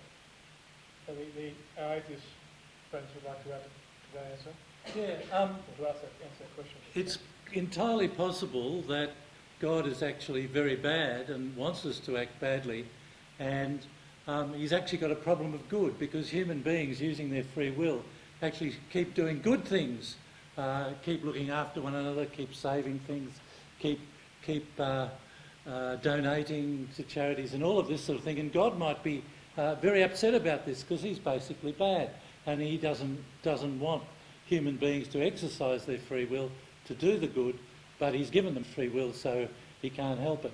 Now, if you think about it, there'd be no difference in the way the world is now if that is true than if the other proposition is true. The world would probably look exactly the same as it does now. Up the back, and then up the back first. My question is directed to Mr. Worthing. You spoke about how the Gospels were being constantly re-updated and changed so that you had a perhaps more clear definition of what God's word truly was. But for example, one of the first rules that came out of the Bible 1,000 years ago was that if we see homosexuals, they should be stoned to death. Now, if social change had not come along and the gay rights movement said, well, actually that's not a good thing to do, if we still continue to follow the word of God and that we still practice that act of stoning homosexuals, my question is that how does it progress if we continue along? I mean, killing people is right, but how do we as a society develop if we still continue along like say a path like that or an action like that? I'm actually Mark Worthing. Do you mean me or do you mean this fellow? Oh, we switched the order just to throw you off. It was a tactic that we used, but I think he means you. Can you repeat the question again? Yeah, that's yeah. It gives me more time to think because it's a good question. My question is, so one of the words of God that if we meet a homosexual, we should stone him to death. Yeah. Now, social change has come along and said, well, the gay rights movement has evolved. Would we still, do you think that if we still, kept the word of God, would we still be going to the house of Freddie Mercury and dropping boulder on his head? Without wanting to make any comment on Freddie Mercury's sexuality or otherwise in my answer, what comes to my mind off the top of my head is the story in the Gospels where the woman is brought in to be stoned for adultery, and Jesus writes in the sand, and there's a sense that the grace and compassion that's seen in Jesus is overruling and adapting and changing what is there in the Old Testament. And so one of the Christian responses would be that goodness is most clearly seen in the person of Jesus. Yeah, and so the adaptation is around that and not just around the gay rights movement in history. So I also think there's a sense that one thing about doing Christian theology is the ongoing engagement with reason, with the world around you, and with the hope that you do continue to learn and to grow in those encounters. And to me, that's part of what makes Christianity attractive, is that we're not committed just to a dogma of a literalism that just says it's there, we've got to follow it, because the text itself is complex and there are other sources of knowing and of intuition. The question around personal revelation was part of that. and so it's that complex of bringing those together. We've got a lot of questions, so just very quickly, or if you've got another question, could you wait for us, if we might? Start here, then we've got here, right in the middle. Okay, one of the directors, one of the atheists. It seems to me that atheism is correct, but your particular strategy of suggesting that ethics is subjective is a rather unfortunate direction for atheists to go in. And I think on that issue, these guys are on the correct side. So you need some story about how ethics will be objective. Now this will depend, of course, on what objective means. But one of the things it seems to me is something like it couldn't possibly be the case that this wasn't the morally right thing to do. We couldn't change our mind about this issue. It must be like this. For example, torturing babies for fun. Now, you just can't imagine a situation in which that wouldn't be wrong. Now, you seem to be suggesting, oh, well, perhaps in some suitable evolutionary stage, people might come to think it's wrong, or think it's right. But now, many of us think that would ever possibly change. It's got to be, if you tell a story, that will always be wrong, and if you can't do that, I don't think this guy should tell us a better story as to why. Because if God wasn't there, it would still be wrong. And I presume never going to tell us that it would suddenly become the right or wrong. So yes, we have taken a very evolutionary approach to examining ethics, and you can see that that evolutionary preparation for dealing with moral dilemmas serves us well when it comes to not killing people, not stealing. What happens if someone wants IVF funding for their next baby after they've had an abortion for the twins that weren't the girl that they wanted to replace the little girl that they'd lost? That's situation that is being considered in Australian medical circles. Now, it doesn't serve us particularly well, that evolutionary preparation. But we still have philosophers that are working through those things from first principles as best they can. The idea that the situation could change so that my current don't kill people because it's bad stance turns to, well, you need to feed your family, that person's trying to harm them, kill that person.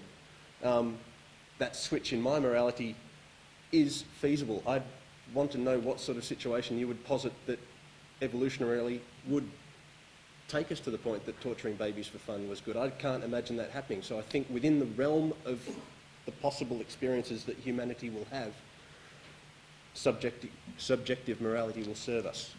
Okay, I've got questions here, then there, then here. So, start here. Thanks for the debate. I wanted to address myself to Lee. I appreciated the evolutionary approach that you were putting forward. On the one hand, you talked about altruism as being innate in many species.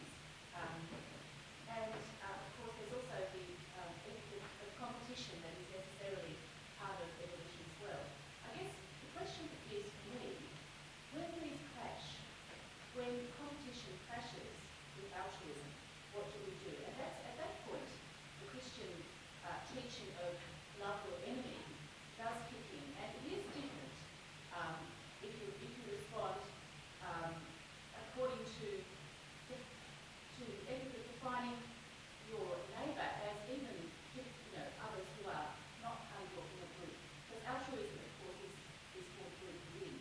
So I'd like to hear, how do you manage that, the clash between competition and altruism as the basis for defining group? I'd like to defer to a much greater ethicist than myself and use Peter Singer's argument that's based on our basic altruism. You might be familiar with the drowning child analogy, that if you see someone directly in front of you, and then you would pull them out, straight away pull them out of the out of the puddle, and that is no less true if this is a child that is on the other side of the world. So I think that there's a basic, with globalisation and this idea of competition that Matt quite terrifyingly presents, you're still coming back to some really basic, the 5 basic things, like the care for others, fairness and loyalty. And it's an interplay, like it's complex. There's not just, it's not prescriptive. Like there is a certain interaction between the things that I've mentioned, the evolutionary morality that we have. So, yeah.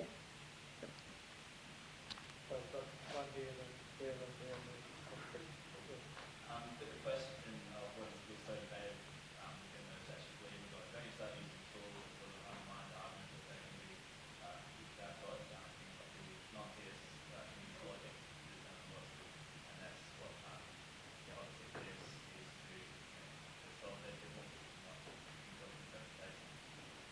So yeah, using the things that theists use that are open to non-theists, what is good. Yeah, if I answer the question correctly, I don't really think it's an issue for us because we're not saying that only theists can work out what's good, or only Christians can do what's good, but there is such a thing as good. And we do believe it's objective, and I since looking back to this, even Matthew here with the illustration someone pushed about 14 babies, and no, that is objectively bad, we need to go there is something there. We would say that anyone can recognize these, but when we ask why is there such a thing as objective good, why can we say this is always good, this is always bad, why can people recognize it? Because the world is built upon the foundation of God's embedded in fabric and structure, whether you recognize or see it or not. So if you happen to not believe there's a God or a different God than I do, I wouldn't be shocked at all if you use similar kind of arguments, see similar things, maybe come to similar conclusion, and show up at the same rally that I would to protest something that you see as bad. I wouldn't be shocked or surprised, saying whether you as an atheist or a Muslim or a New Age are doing here. I would just recognize that you would see that as well as I would, but then I'd ask the deeper question, why is that? What's the foundation for that? And that's what we were getting at. Not that these tools or this point of view is somehow the exclusive privilege of theists or Christians and that no one else can see them or that we have an edge on the church anymore. Okay, thank you. Yeah, thank you. I want to ask a question that I want to ask whatever I hear, any point of view.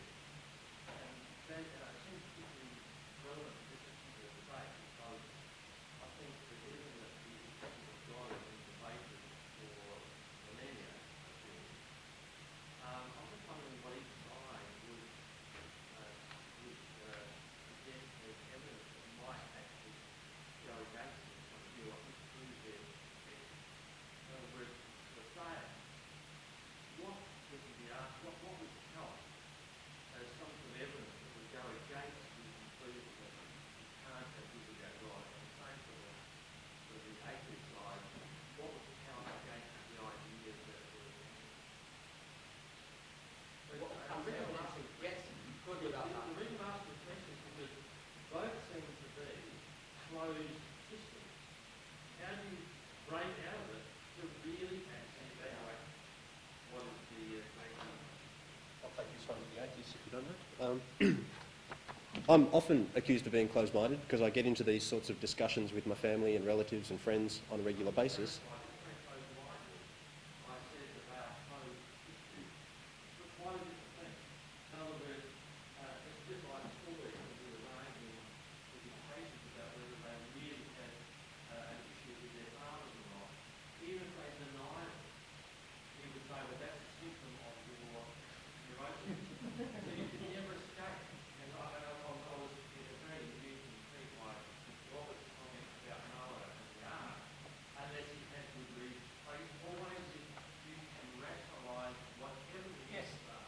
So how do you escape that? How do you really get, what would be a real test of each of the points of view? Is there any way of me answering that question that won't be part of my neurosis? Sorry. Okay. The thing that would kick me out of my closed camp would be evidence of God. If God appeared to me or if someone made a really sound, rational case that God exists, I would have to accept it on its merits because that's the way I roll. Okay. Well, I suppose the easiest way it could be done is for God to show up and say, I don't exist. But I suppose we would give up the argument position that we have if it could be shown that there was some grand logical contradiction involved in showing God as the basis for objective ethics. So you could say that you could make an argument, a logical argument, in which, you know, like the Euthyphro dilemma, except one that worked and one that applied to our position. But unfortunately, the whole point of our position in the debate is that on atheism, there just is no such argument that does that. There really is no basis for thinking that, you know, we mention altruism, we mention these things as being good. But what makes those things good instead of other things? That's the real question. That's the ontological question we're asking at this debate. And I don't think we really have any really good argument against that at the moment. Okay. This is directed to anyone from the atheist side who wants to answer it. So the bill on top of altruism for this debate is on both sides. My question is, within the examples that you put forward, you suggested that altruism can be defined as playing within evolutionary context, that an altruistic act, something can be altruistic if it's done even with a intention to continue my own life or to have my own life work out somehow. Which basically, from my understanding of the altruism, goes against what altruism stands for. Altruism being an act that is done not for my self-benefit, but for the benefit of someone other than myself. As a Christian, I don't do good because I think that that's my free ticket to heaven. I do good because I believe that that is the right thing to do, not to benefit myself as well as somebody else. So when you say an animal is altruistic to its evolution and to continue its species, well then it's being altruistic for its own self-benefit, which is saying that it's not being altruistic. Sorry to ask the questions, but it was my charity comments, I think, that spurred that. I don't want to say that people doing charity within religions aren't charitable, because I think that most of those people would carry on doing good stuff regardless of the state of their faith. I think they're doing it out of themselves, not because of the religion.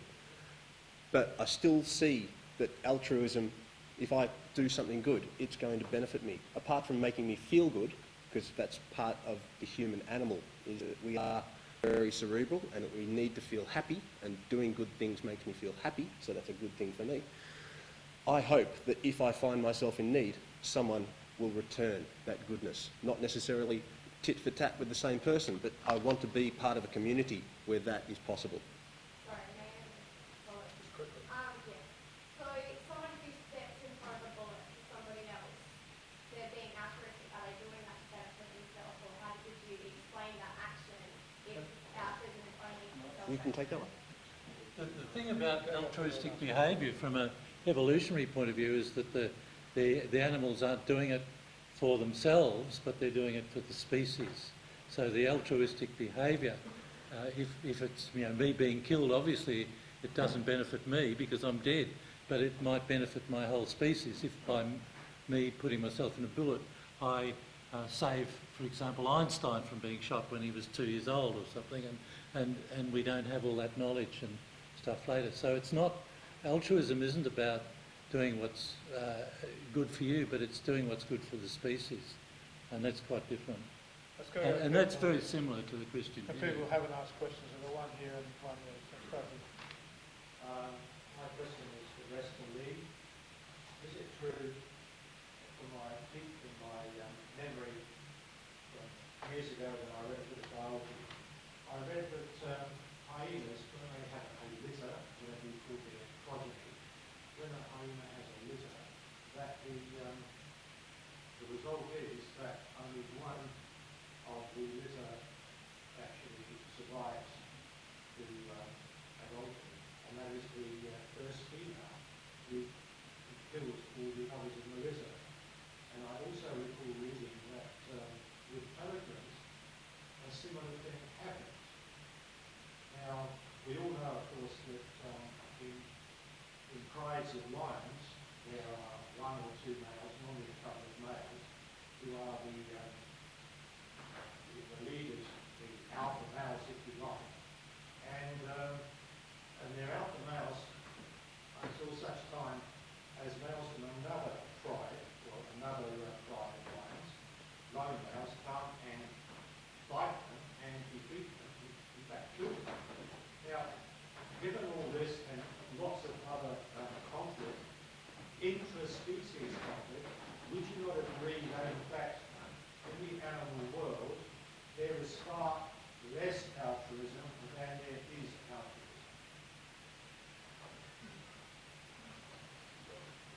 Yes, I would agree with that, but I think you've misconstrued my point. My point was only to illustrate how it was possible for altruistic behaviour to be present in an animal, we're animals, without recourse to divine intervention. That was my point. I wasn't trying to imply that we can argue that because animals behave in this way, we also have the right to behave in that way. No, but just merely the fact that it can be present without the intervention of God. Oh, okay. I believe I'm just an animal. I'm an atheist. I don't believe I'm just an animal. And in fact, humans behave very much in terms of their interspecies behaviour towards one another, especially humans of one religion towards another religion, behave very much just like other animals. Okay. Question over here. Please. Right at the beginning of your talk, Yes. I believe you said, I think you might catch it, you might clarify for me, that you said we all have an intuitive sense of morality, and we have beliefs about what is right and wrong. So we may be right or we may be wrong. What actually defines what is right and wrong about our motivations essentially is more to some sort of actual or Yeah, I think the comment about intuitive ethics was actually not my own. It was a quote from Jonathan Haidt, who has discovered these 5 factors that interact. I think that's it. I was focusing only on the good because that is the topic of the debate, is that can there be good without God? I've totally forgotten your question. Sorry. You said our values may be right or they may be wrong. Ah, yes. How do you actually define what is right and wrong? You're saying I'm trying to get Yes. Oh, I'm having a total mental blank.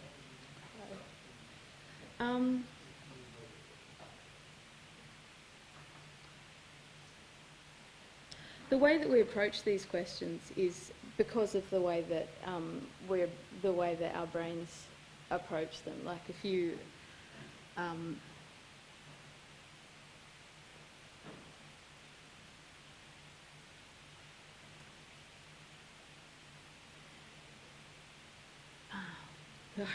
sorry. Let's go. One last question, and we'll go to the prize. Unless, well, just a quick one, because you've had a go. How do you know God is love? I've got the concept of your heart. You're on persecution, slavery. How do we know God is love? Okay, quickly. I think they've answered that question. I think they have. I think by their very statement of their position, they've answered that. Well, it seems to be saying there's no more questions. A whole lot of hands are shut up. So we'll have one up here. The people haven't asked one. One over the back.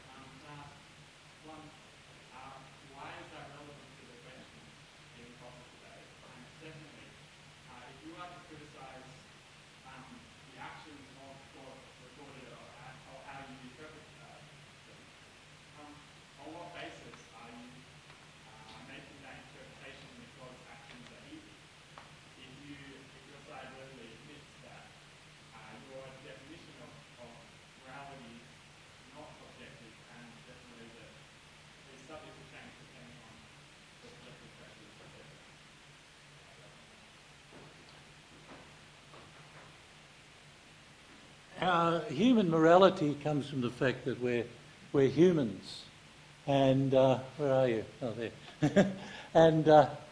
and our humanness gives us this sense of what is moral, and I suppose to that extent it is pretty much common to most human beings, and common across most cultures. The sense of what is good and what is bad, and that's where it comes from our basic humanness.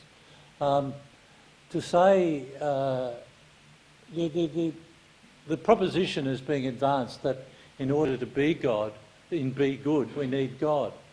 And my question was, well, if that's the case, we need to examine God as he's portrayed by the people who believe in God. I don't believe in God, so all of those actions allegedly made by God, to me, weren't made by God because I don't believe in God anyway. But these are the things that are in the Bible, which is known as God's Word. That's the other name for it. And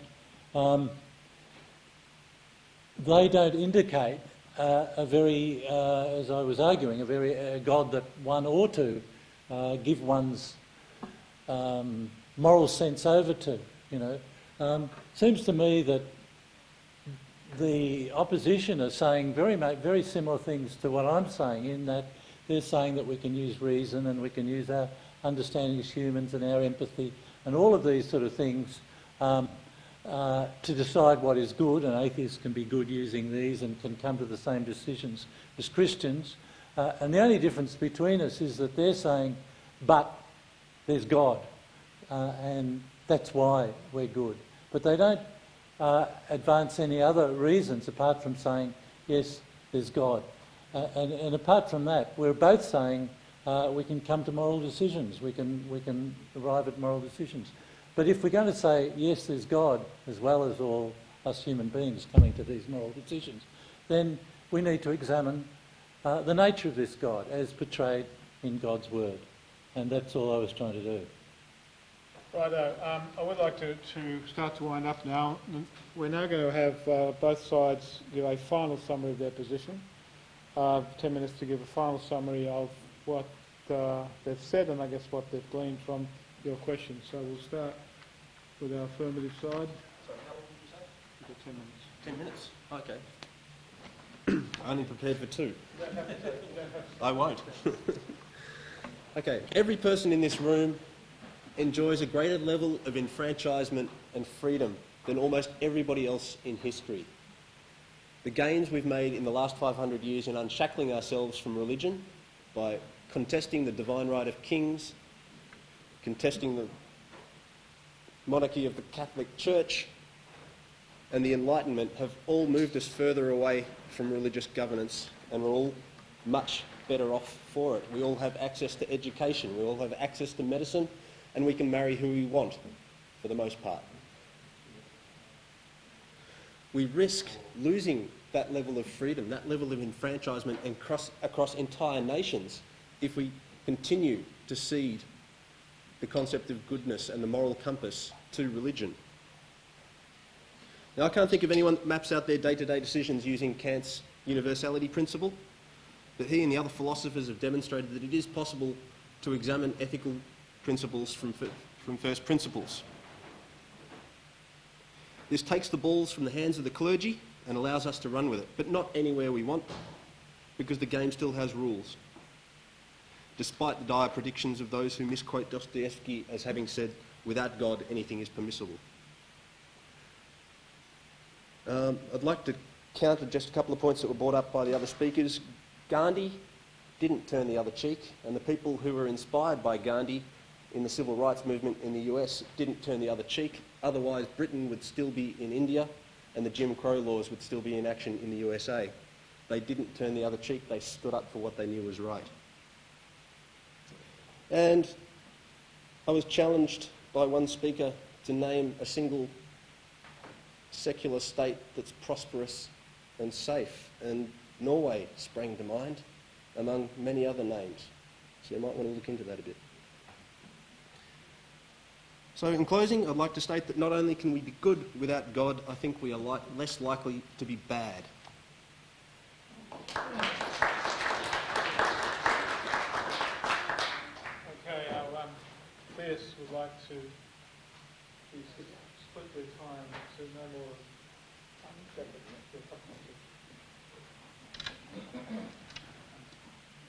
Well, on Dostoevsky, what he says is, without God, everything is permitted. And Ian, in his answer to the last question, elucidated a pretty clear indication of how difficult it is to determine what is right and what is wrong.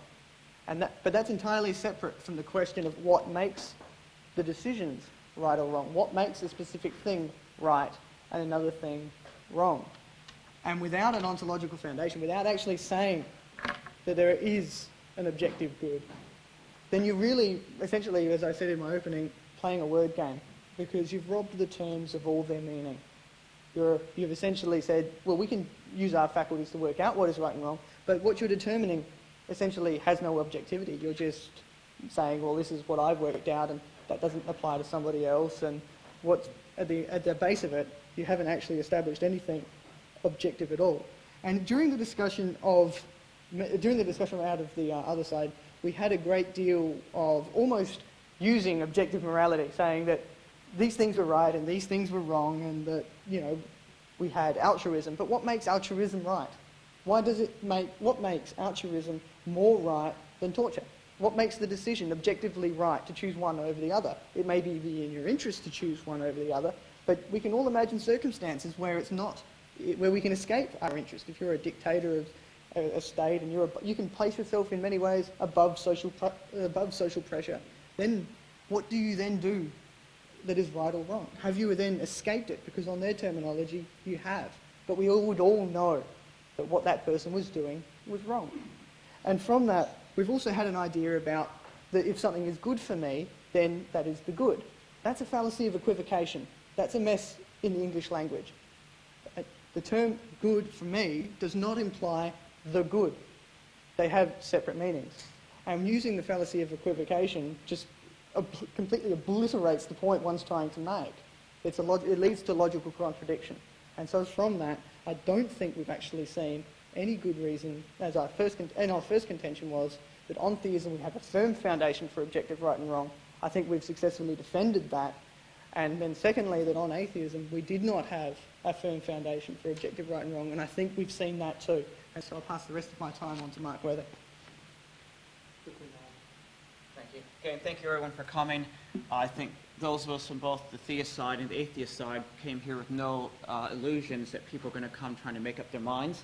I suspect that most of you came with pretty strong views, and depending on what those views were, you're probably thinking this side did well, that side did well, or if you didn't think we did as well as you would like, you go hit the blogs tonight and say, if I were there, having thought about it for a lot more time than the 10 minutes we had, I would have said this, which usually happens after the debates.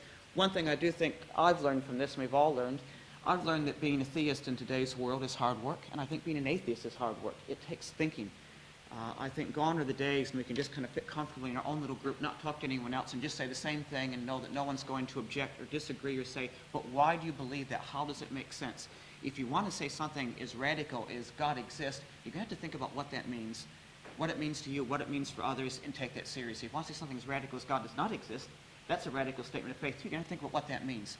And I really enjoyed seeing the discussion move a bit further. I heard some hard questions put both ways, and I hope that next time we have a chance with these partners or with others in different mix, that perhaps the discussion can move a little bit further now that we've clarified a few things where we agree, where we don't agree, definitions of terms, and in that way keep the discussion going. And the take-home message, at least for me and I hope for everyone else, is that whatever you think in this view of the existence of God or not, how you define goodness, what kind of foundation it has or hasn't, that there's more to life than just stating a proposition and plowing ahead, but it takes dialogue and it takes hard work and it takes thought. And sitting here for a couple hours listening and thinking about this has been hard work, and I thank you, as I'm sure all the other members do, for coming. Thanks.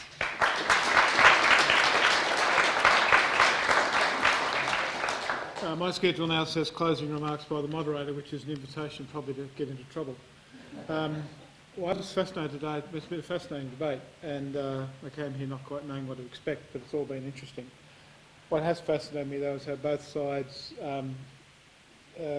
so much refer to the authorities of the other. And it's quite interesting hearing Scripture and philosophy argued both ways. So it seems that whatever else happens, we're locked in an embrace here, which is not going to be resolved today.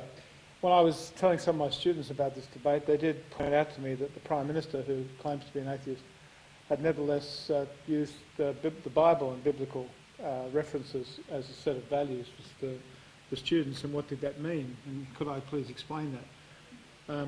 We should have asked her to come today. Perhaps like a good politician, she'd argue both ways. I muttered something about even the devil can quote Scripture, but couldn't really answer the question. But today, perhaps she would argue both sides. Maybe she would argue on the one hand that there was something there that's good, on the other hand, who wrote it? And did God really write it, or did a whole lot of men write it? Did the men write the morality, or did God give them morality? And I guess that's the big question. Short of the earth opening up and swallowing North 3, or it's all going up in a pillar of salt, I'm not sure that's going to be resolved today. Somebody did jokingly say to me beforehand, are we going to have a vote? I don't think that's wise. I think maybe we will just go and mull that over in our consciences and our own thoughts as we think about the importance of doing good. I think the point that, regardless of whether we're atheists or theists, clearly the objective is to do good in this world. Thank you again for coming to Flinders University. I know sometimes it's a bit of a trek, depending on where you've come from. For those who cope with the parking, it's all right, in a few weeks' time the students will go away and the parking will be much better. And we can all park, but thank you again for coming. And I'd like to also thank all the participants on both sides of the debate for the way in which they handled the debate, the way in which they answered your questions, the way in which they dealt with each other. I think it says something about our society and where we've come from and what we've arrived at, whether it's by our rational foundations or our Christian foundations, that we can deal with each other in the civil way.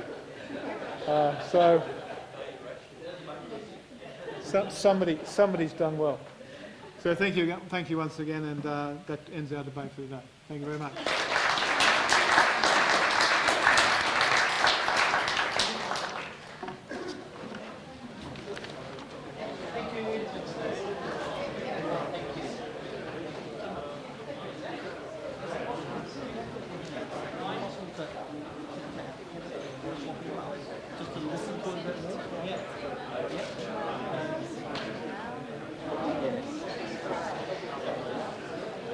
Let's have serious listening to what you're saying.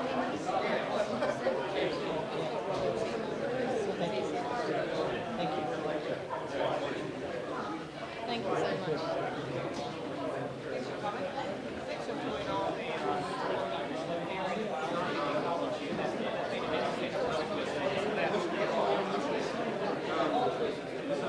Ben?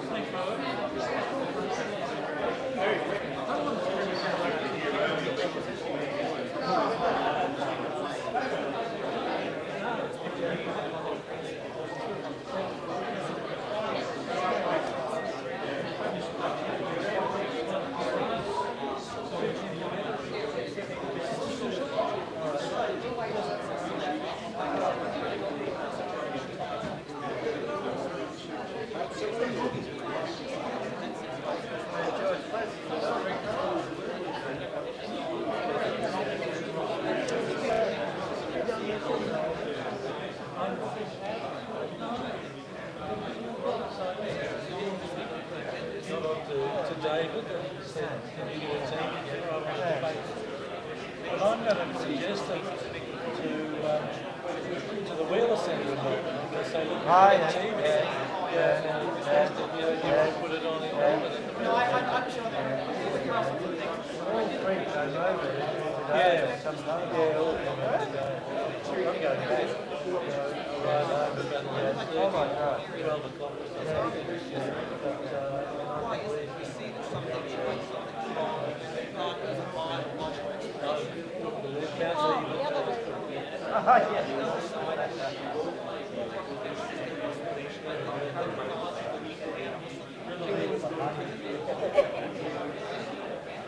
Thank you, Ian. I enjoyed your presentation.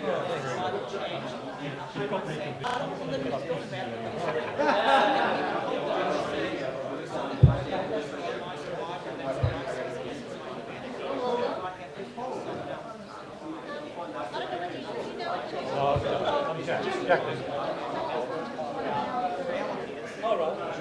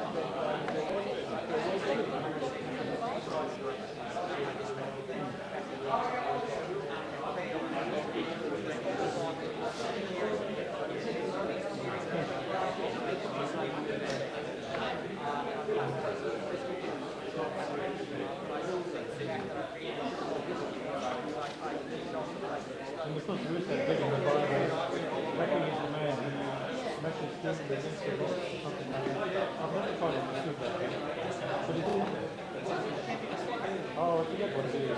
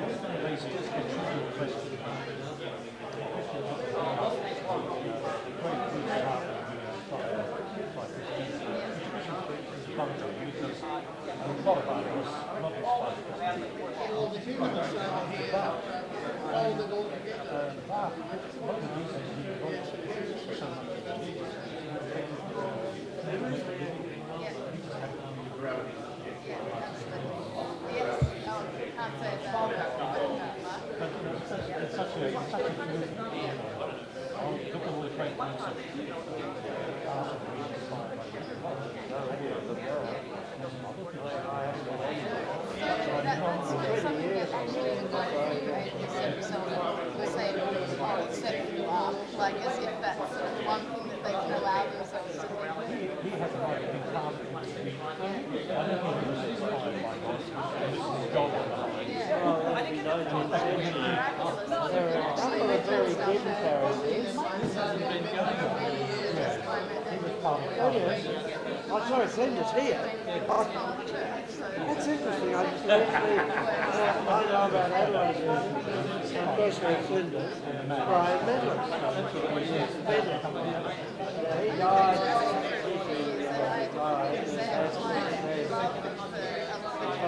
Greg Curry, and there isn't a professor at the moment.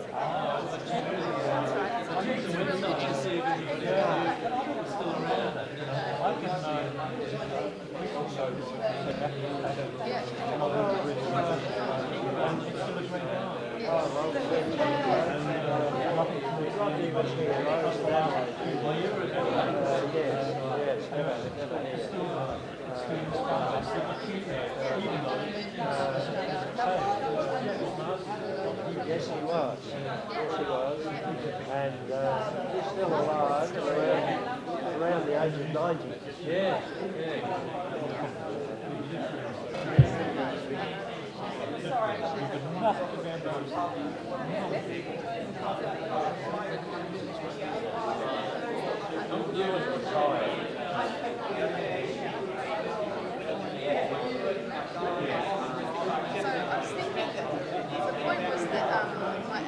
Where our personal intuition comes from might be wrong.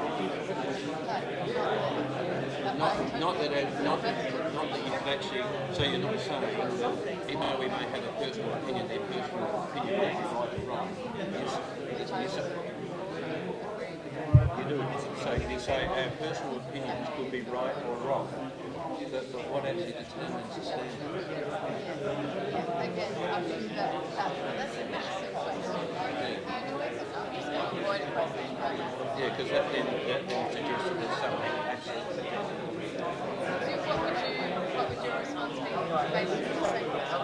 Thanks so I'm much. Robert Barber. I appreciate you coming to my tour. Thank you so much. Enjoyable. Thanks for staying. But just to be the argue on your side, one could actually say our morality is actually just our intellectual reaction to the way it's all happening. We actually much as we do with science, like you think about the world, you think about the world as what it's like when you try and describe it in terms of science. So you could actually take the utilitarian stance and say the way we develop our morality is just to provide a system that works for us. No. I like the flexibility. It's like that's one of Sorry, I'm waiting. So that's also one of those simple and great games. No, I don't.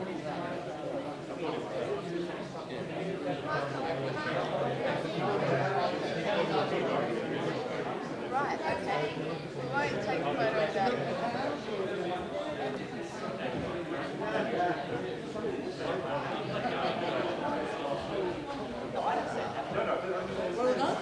Yes, a very, very unique occurrence.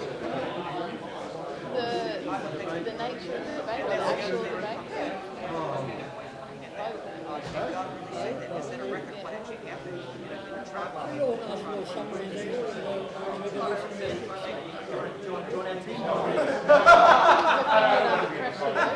Is that really a bit more? Do a bit more research. Really well. I mean, the last question.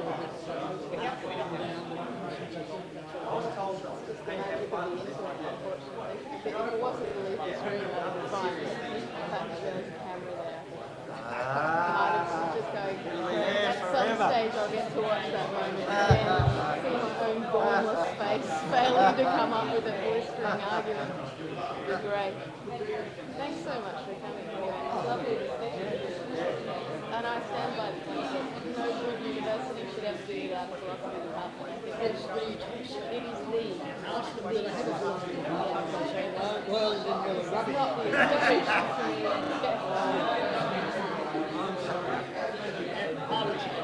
get intellectual library of any university type institution only has philosophy.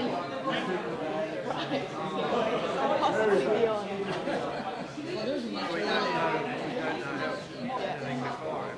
I'm just terribly excited to think about it, actually. When you think about that is where it starts.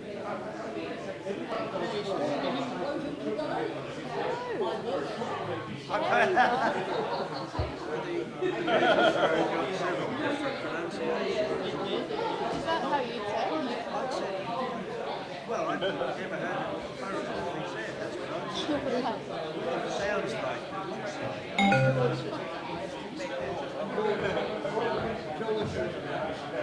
It's a Greek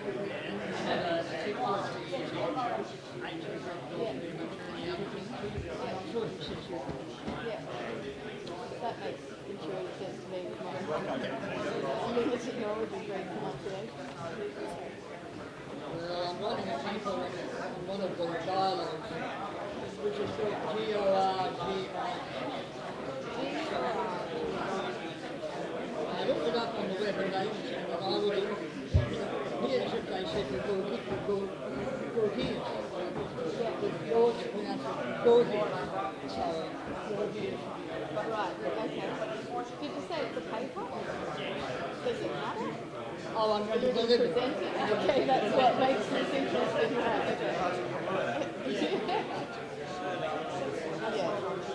I'll be sure to chase down that anthology as well. That's a good one.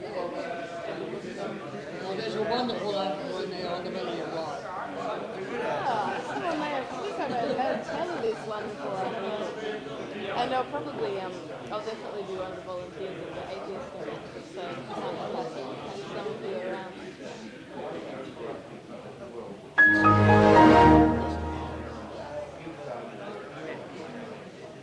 At the beginning of the year, I think it was, you'd have to look it up on the website, but I think it was April. Yeah, I think the date's pretty. It's early in the year.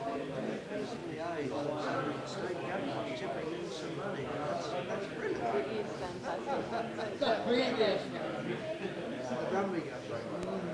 Well, the new government affairs have been very careful to say it wasn't them who agreed to it, because they didn't want the Christians barking at their door. But I mean, they've gone along with it too. With many projects, it's been quite stunning with many projects that the previous government approved of. The Bailey government's got a policy, or a policy, of saying, no, we're not going to, that was old funding, that was the Brumby government, that's not funded. And everybody puts something to say, we need to say, all right, we'll fund it, Bailey government will fund it. That happened with the cancer centre at the Austin Hospital.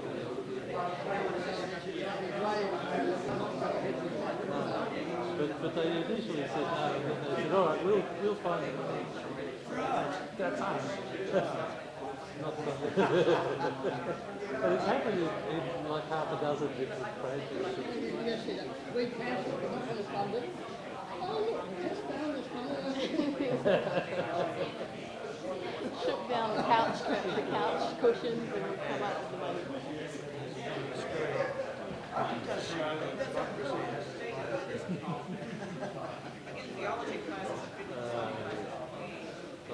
I still remember Ocean Adventures. Rodney and himself wrote that article on voluntary slavery. Oh, that was Red Hunt, right? Yeah, yeah, I do. That's right. I'd forgotten. That's right. I'd forgotten. Yeah, no, that's right. Red Hunt and Rodney. Yeah, they wrote this whole tongue-in-cheek article which we printed in the Australian Nationalist about how slavery, benevolent, with a benevolent owner, was a perfectly good solution to poor people's problems, because they could get fed and they could get their children educated, and they would, because they're benevolent owners, they wouldn't have to work too hard and all of this sort of stuff. And it was made like perfect logical sense to have voluntary slavery. Yeah.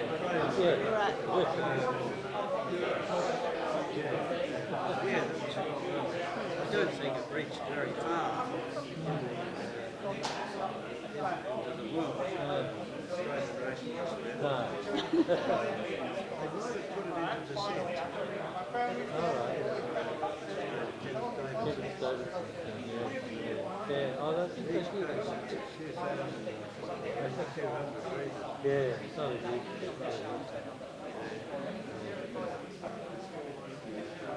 This used to be fairly regularly in newsagents. Oh, really? It's still being distributed to newsagents by Gordon and Gotch, but the number they sent to each newsagent depends a bit on how many were bought the previous month. And sometimes, we've gone through the figures, and sometimes like a particular, like Port Adelaide news agency will sell 5 or 6 copies, and then the next issue it won't sell any, and the next it'll sell 1, and then suddenly it'll sell 5 or 6 again. So it was very hard. We were trying to find out which news agents we should concentrate on, but there was no clear pattern. They were all up in the air. I think it just changed tactics, like where the news agent put the magazine.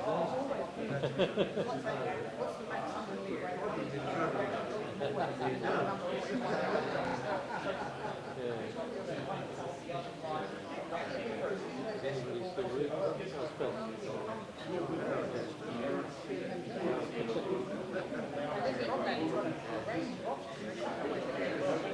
And it's supposed to be. He might be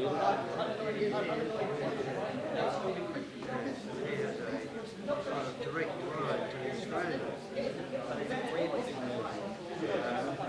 Just the other day, about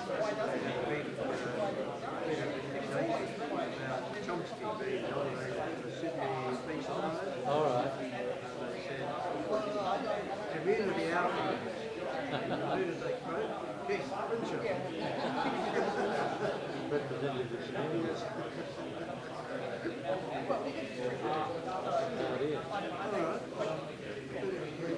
All right, well, good to see you. Yeah. Still active after they elected president. Yeah, still on.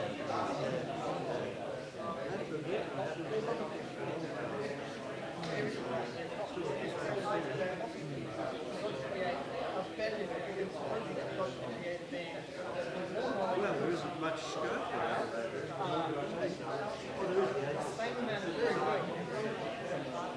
Well, they're doing the Global Atheist Convention next year in Melbourne Centre.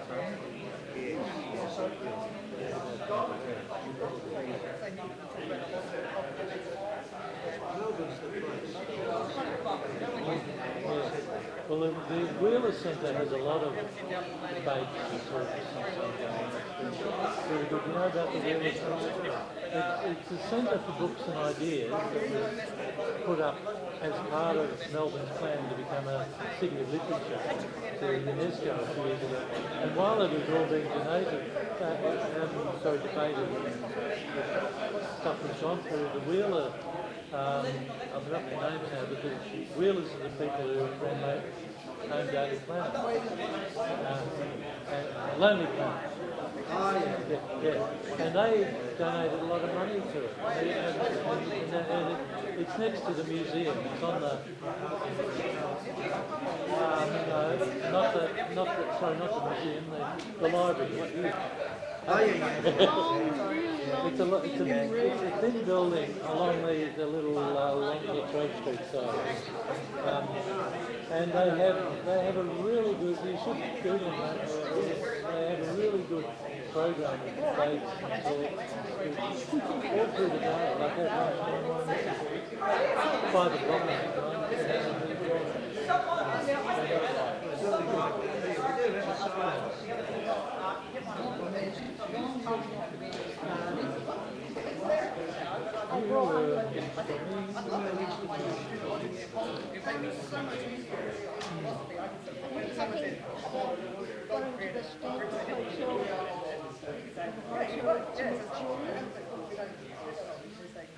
I thought you were going to have a drink. I would have been happy to do that.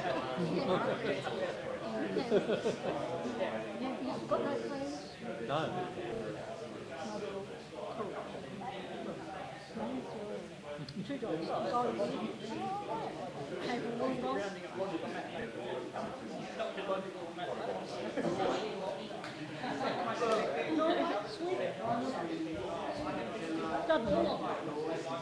Yeah, I nearly jumped up because George Paul research shows that there's a strong correlation between well,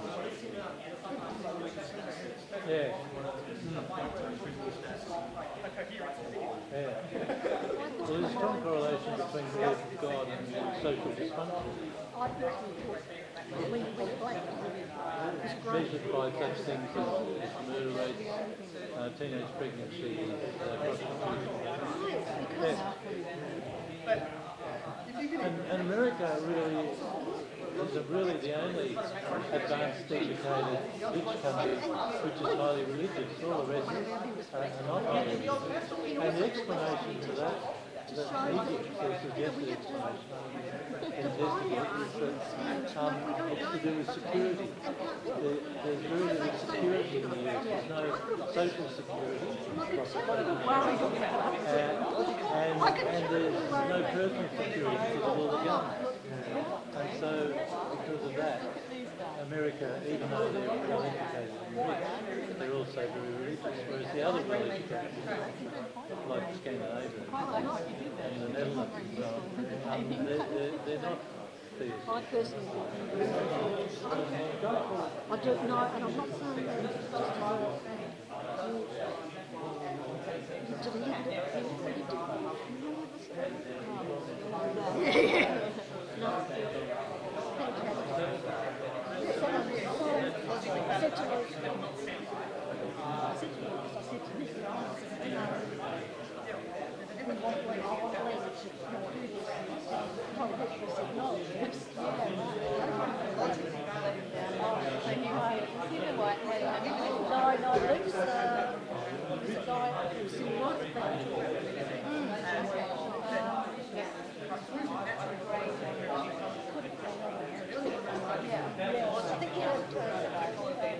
laptop or something. People will research.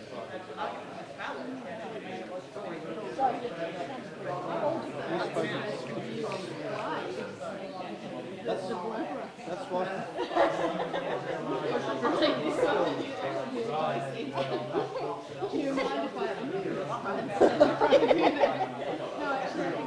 That's why I wrote so many drafts, I think, is that I didn't want a script I would try and read to. I wanted just the ideas up there and I put it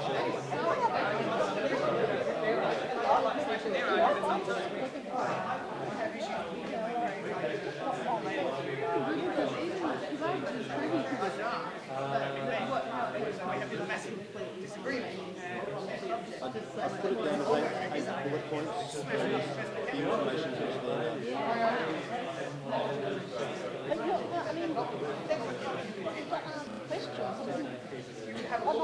speaking was fantastic. Just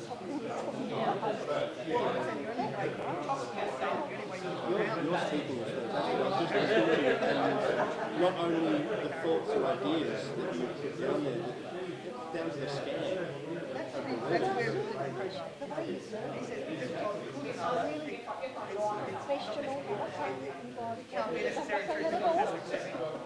Like a note a number of that.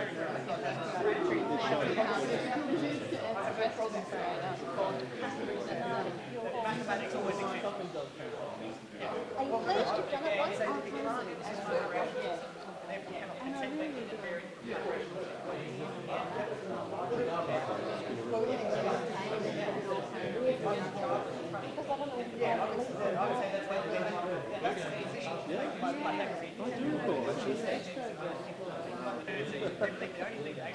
Well done, people.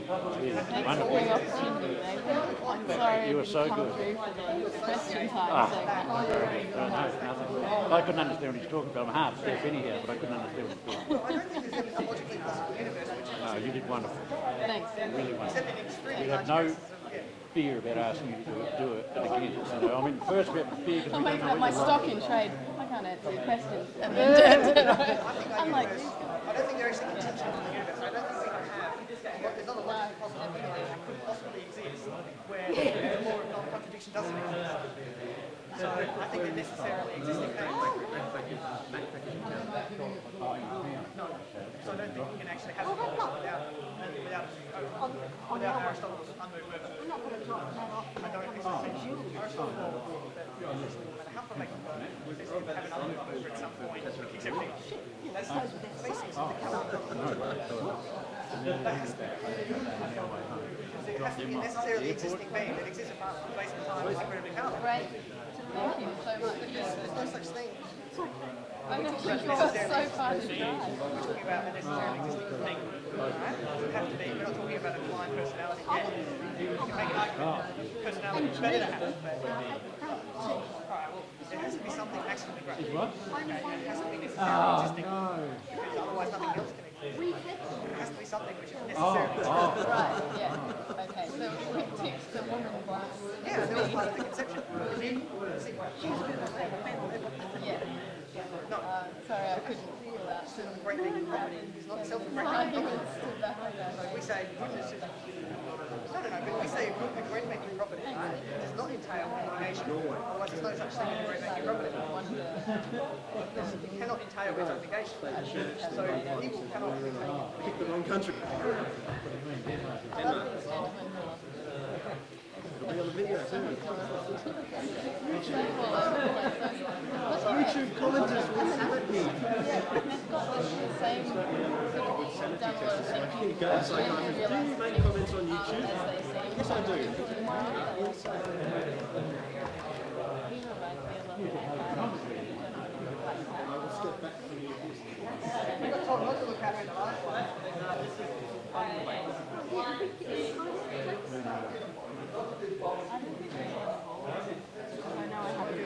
Within your meeting.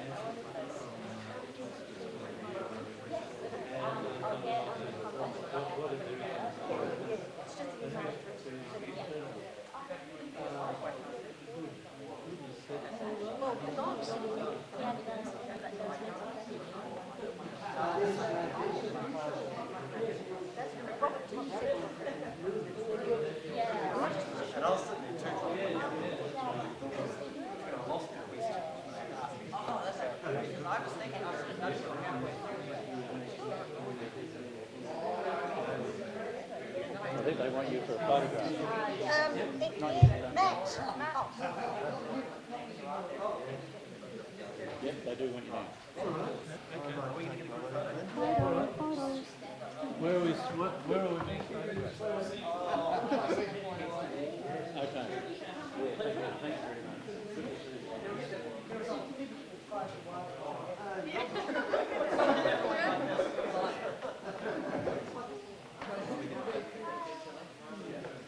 Are you giving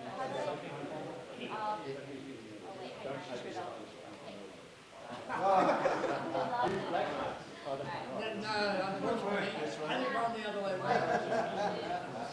He might well. It's his hometown. Oh, that's right. This side didn't go.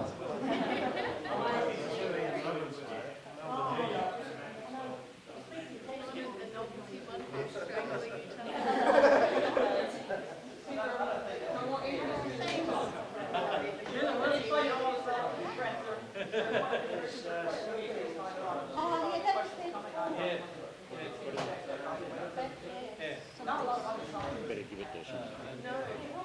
People who hear already passionate and realize it's important. I'd like to see more people. So convince people they're the ones that are hard to find. It's good to see this in the end. Right. Well, I think we should be preparing to. Someone did, but I figured it would have been.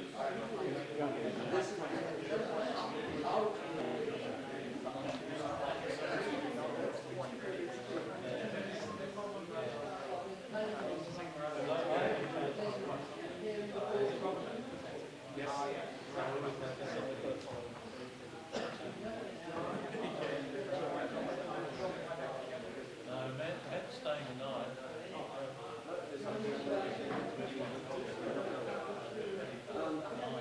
Someone's taking the airport. Yeah.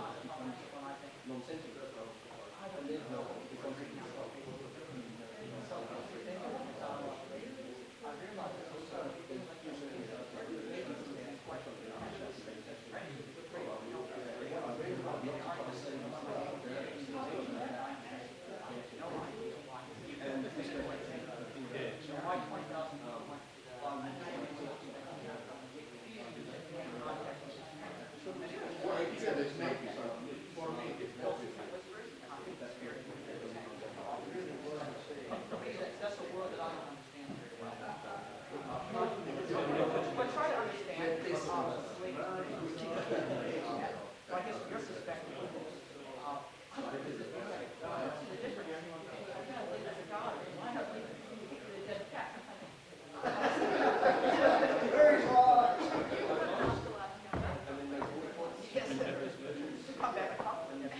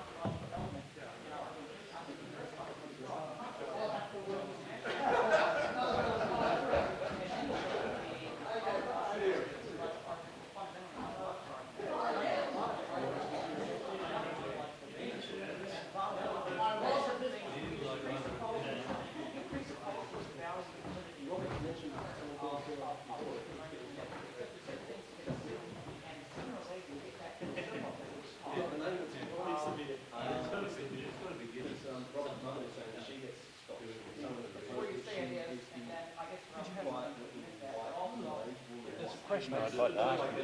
Sure. Robin, if it was proven to you there is no God, it's a hypothetical, so you only have to answer hypothetically, would you become an immoral person? Well, if there was no God, there would be no morality.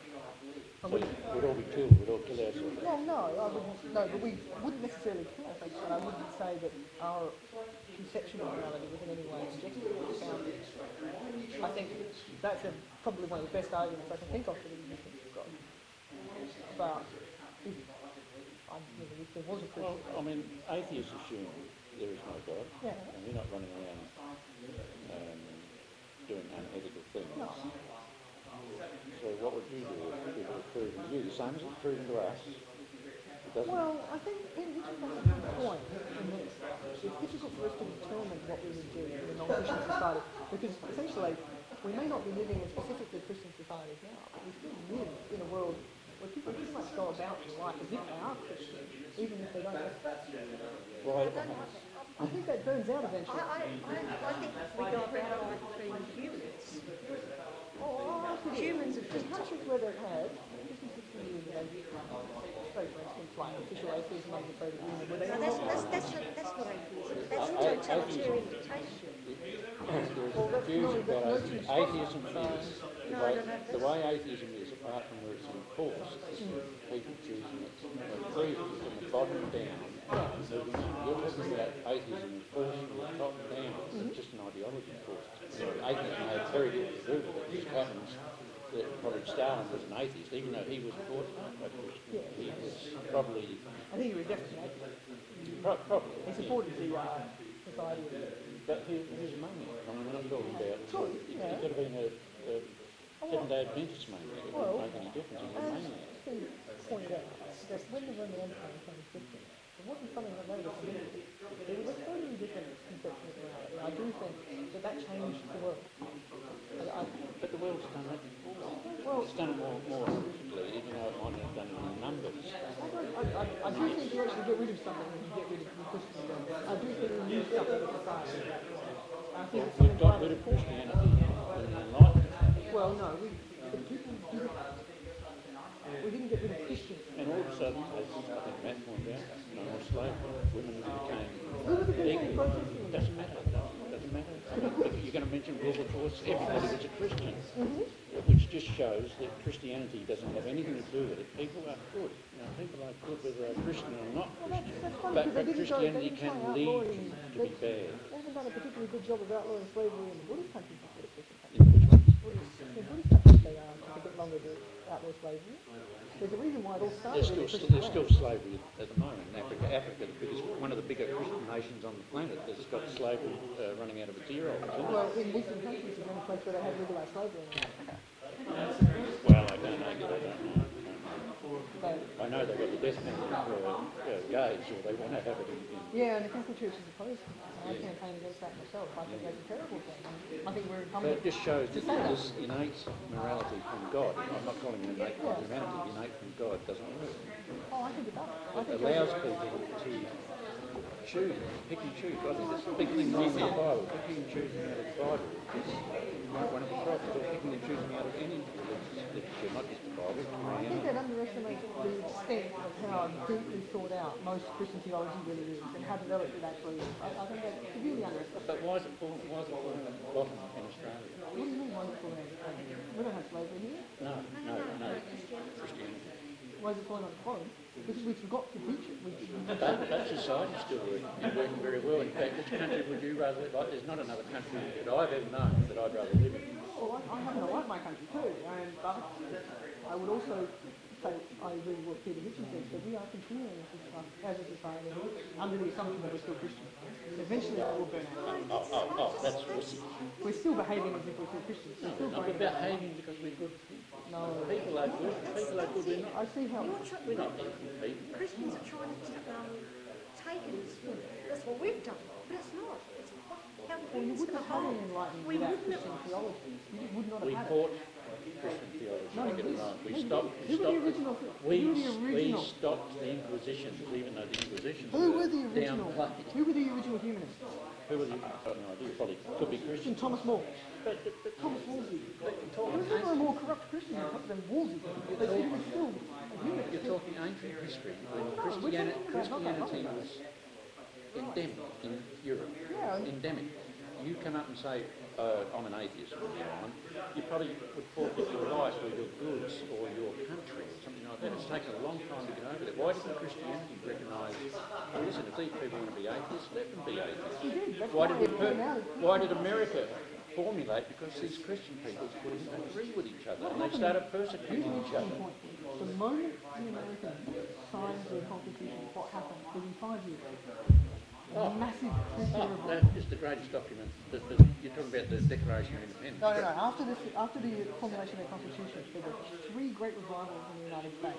3 great revivals of Christianity. And that, to me, from a historical perspective, is probably the reason why they survived all the way through. When other democracies like the French Revolution just collapsed. I don't tend to use America as a good case for democracy, but it's not. The absolute rule. Well, I've got Don DeBatt, who's a professor here in American Studies, seems to think that we don't have democracy because we have compulsory law. But the absolute rule of thou shalt not kill, America doesn't follow it. Well, America, one of the greatest Christian democracies, doesn't follow the basic, objective. But Protestants still make leeway. But they're not all Protestants. Most Catholic countries don't have that.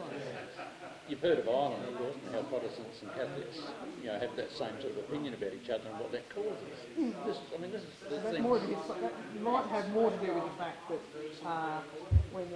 after abolishing the monarchy, they took the rulers of Britain took the slaughter of most of the population of Northern Ireland and filling it up with more people who were English. So you can say that religion, right? You can say that had a very serious religion. I don't think Michael Collins. It's very hard. I think Ian Robertson said, no, it might have been Matt. You won't get atheists running around bombing anybody to show anything. No, but you can still have the what was the name of the organisation in Russia that was burning churches? No, but you're not talking about atheism from the bottom up. You're talking about a forced ideology from the top. No. This is before the revolution. There was a society of... I know who you're talking about. Yeah. And it's overplayed on the web, by the way, and there's a lot of bullshit in there, and we all know that. Well, and they weren't as big as people say they well, were. they certainly burned down a lot of But churches. yeah, French because Revolution certainly because decapitated the a lot of churches priests. were oppressing people. They thought this was the answer. They made a mistake, but they didn't do it in the name of atheism. I mean, can you imagine that Lee and I would run out and burn a church down and man, No, but can you imagine that I would go and bomb a movement? if God wasn't there? I don't know. No, but if God was there, so God, I believe in But I don't need a God to stop me. And no atheist I've ever met needs a God to stop them doing harm. I've never met an atheist who's done harm. walked out for I'm talking about harm, physical harm, without conscience, you know, to really stuff up somebody's life. I don't know him. well, there are a few that I dare you to go on the internet forums and tell me you've got a bunch of tolerant atheists. I find that the new atheism in particular is one of the most anti-intellectual concepts. The new atheism is the old atheism. No, it's not. There's no logical new argument. Westboro Church, have you heard of that? No, I've heard of Westboro Church. The new atheism. Don't you know? They don't make, Do you they don't make any new arguments. aren't they on the Protestant side? Protestant side? The worst argument for the non-existence of God in the last 500 years from an academic book by Richard Dawkins and Scott It wasn't even logically valid. It was just disgusting argument. It just did not have any logical semblance to it. They didn't get within 6 feet of the skill of Bertrand Russell or Sartre. They were real thinkers. They knew. And these people Yeah, I can they were. appreciate. And they were These both are the sort of atheists. Yes, these are the sort of atheists that I can appreciate. These people who say, there is no meaning, assert yourself. There's always shadows and dark. They're not saying that. No, they don't say that. I mean, if you've met Richard Dawkins and actually had a talk with him, you'd say, gee, I think I've made a few assumptions here about this gentle human, one like I'd never met my whole life. That's what you'd be saying. Colin Millicent, he's the most kind of subdued person. If you would like to organise a debate with him, I'd be more than happy to take him on. He's a scientist. He wouldn't debate religion. But he'll tell you what. He'll tell you the harmful effects of religion. I mean, atheism today is not about proving there is no God. Nobody cares. We don't care if there's a God or not a God. But atheism is about stopping the harmful effects of religion entering into politics, and by way of indoctrinating children. We all know children can be indoctrinated. We all know that. We're not. If we were in Iran, what would? Absolutely true. Why? Because you can make... No, you... Like, Richard Dawkins is saying that if you teach... I don't know. Yeah, well, because I was brought up like this. So was I. But if we were in Iran now, we'd be arguing, we'd be sitting here atheists again, we'd be the same. No, look, this other guy, he just won't be shot. Yes, exactly. That's exactly. And I'd have just as much of a problem with it as you would. There's no distinction. No, you'll be one of them. You'll be one of them. That's the point here. I'm a rational person. I believe in God. If you weren't in Iran, statistically, you would be a Muslim. No, statistically, I'm shown I am an atheist. So I'd be an atheist, in which I'd be an atheist in any country. By the way, that's not true, because my influences have allowed me to become an atheist. So I don't know if I've got the same. Why do you say you're an atheist? Lots of people say that because...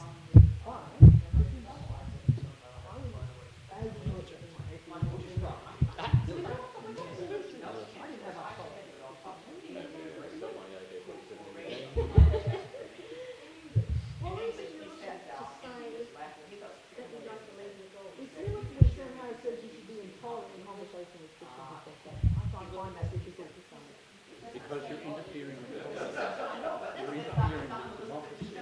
So we're not happy about it. We have a constitution which is very well written. It says there should be no establishment. Give us a bill of rights. There is no, and we have one right under the constitution. The same wording as in the US constitution says there should be no establishment or no limiting of the free exercise thereof of religion. So, and nobody should be given the privileges because of religion. And chaplains, hang on, what was that? 400 million is that true? Yeah, we can also have an atheistic chaplain in there.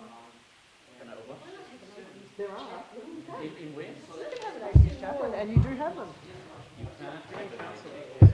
No, in the chaplaincy program, there are.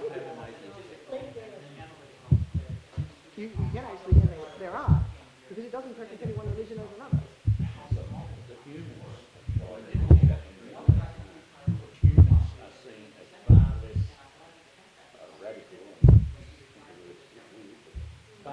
what atheists would ever be. They can't get in.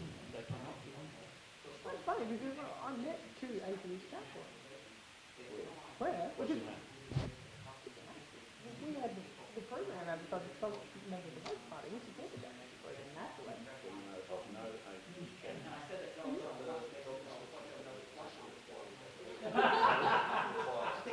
You might have agreed. So somebody's lied to you. Oh, they have. I hope they were a religious person because the innate morality. You start to get very worried. Everyone's assuming something. Well, I find that particularly what Dawkins says and what Hannah says about conversation and tolerance, what Dawkins says about real freedom and certain would violate constitutional rights, certainly would violate the law. Because you can give it in the freedom of the thereof. You want to put the state between you and you. And you say Don't want the state interfering with the child. to believe in power or Zeus or whatever, and if that kid doesn't believe in something or there's a heaven and a hell, that kid has no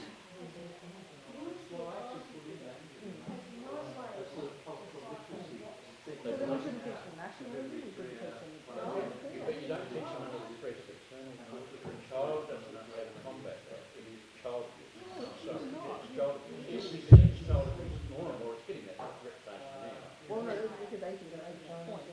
That's right. And people are starting to think, yeah, that's true. You should be wonderful. A child shouldn't threaten a child with a mental responsibility. Responsibility.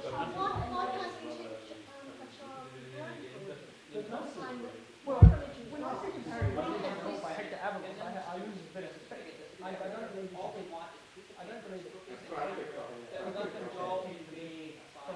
from the position of this adoption of 8 weeks. I don't But you don't have to. Who says that? Don't understand. You teach it from a presumption that here is what religion is. Here is what the Muslim religion's like. Here's what the Hindus are like. Here's what the Catholics are. But here's what they've done. Here's what's been done. You don't let children tell. Don't tell them there is no evidence for any of these supernatural concepts, and it's all a construct of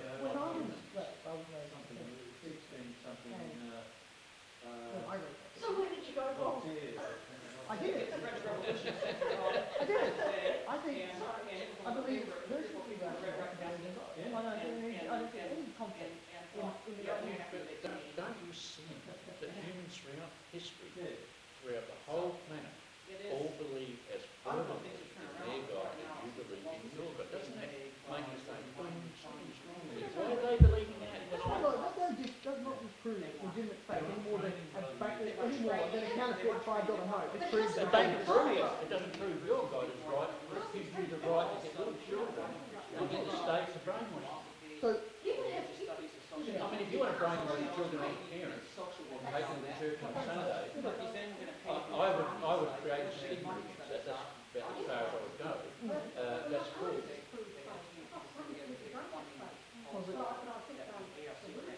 Well, I do think someone can be rational. I think belief in God is epistemologically wise.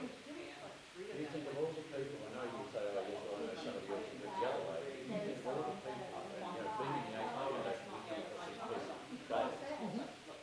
I was a Baptist minister, I was a Catholic, I was this, I was that. But even though that's so it's not so much. And you've got to remember, these people have been indoctrinated since children. Nobody's indoctrinated children to be atheists all their life.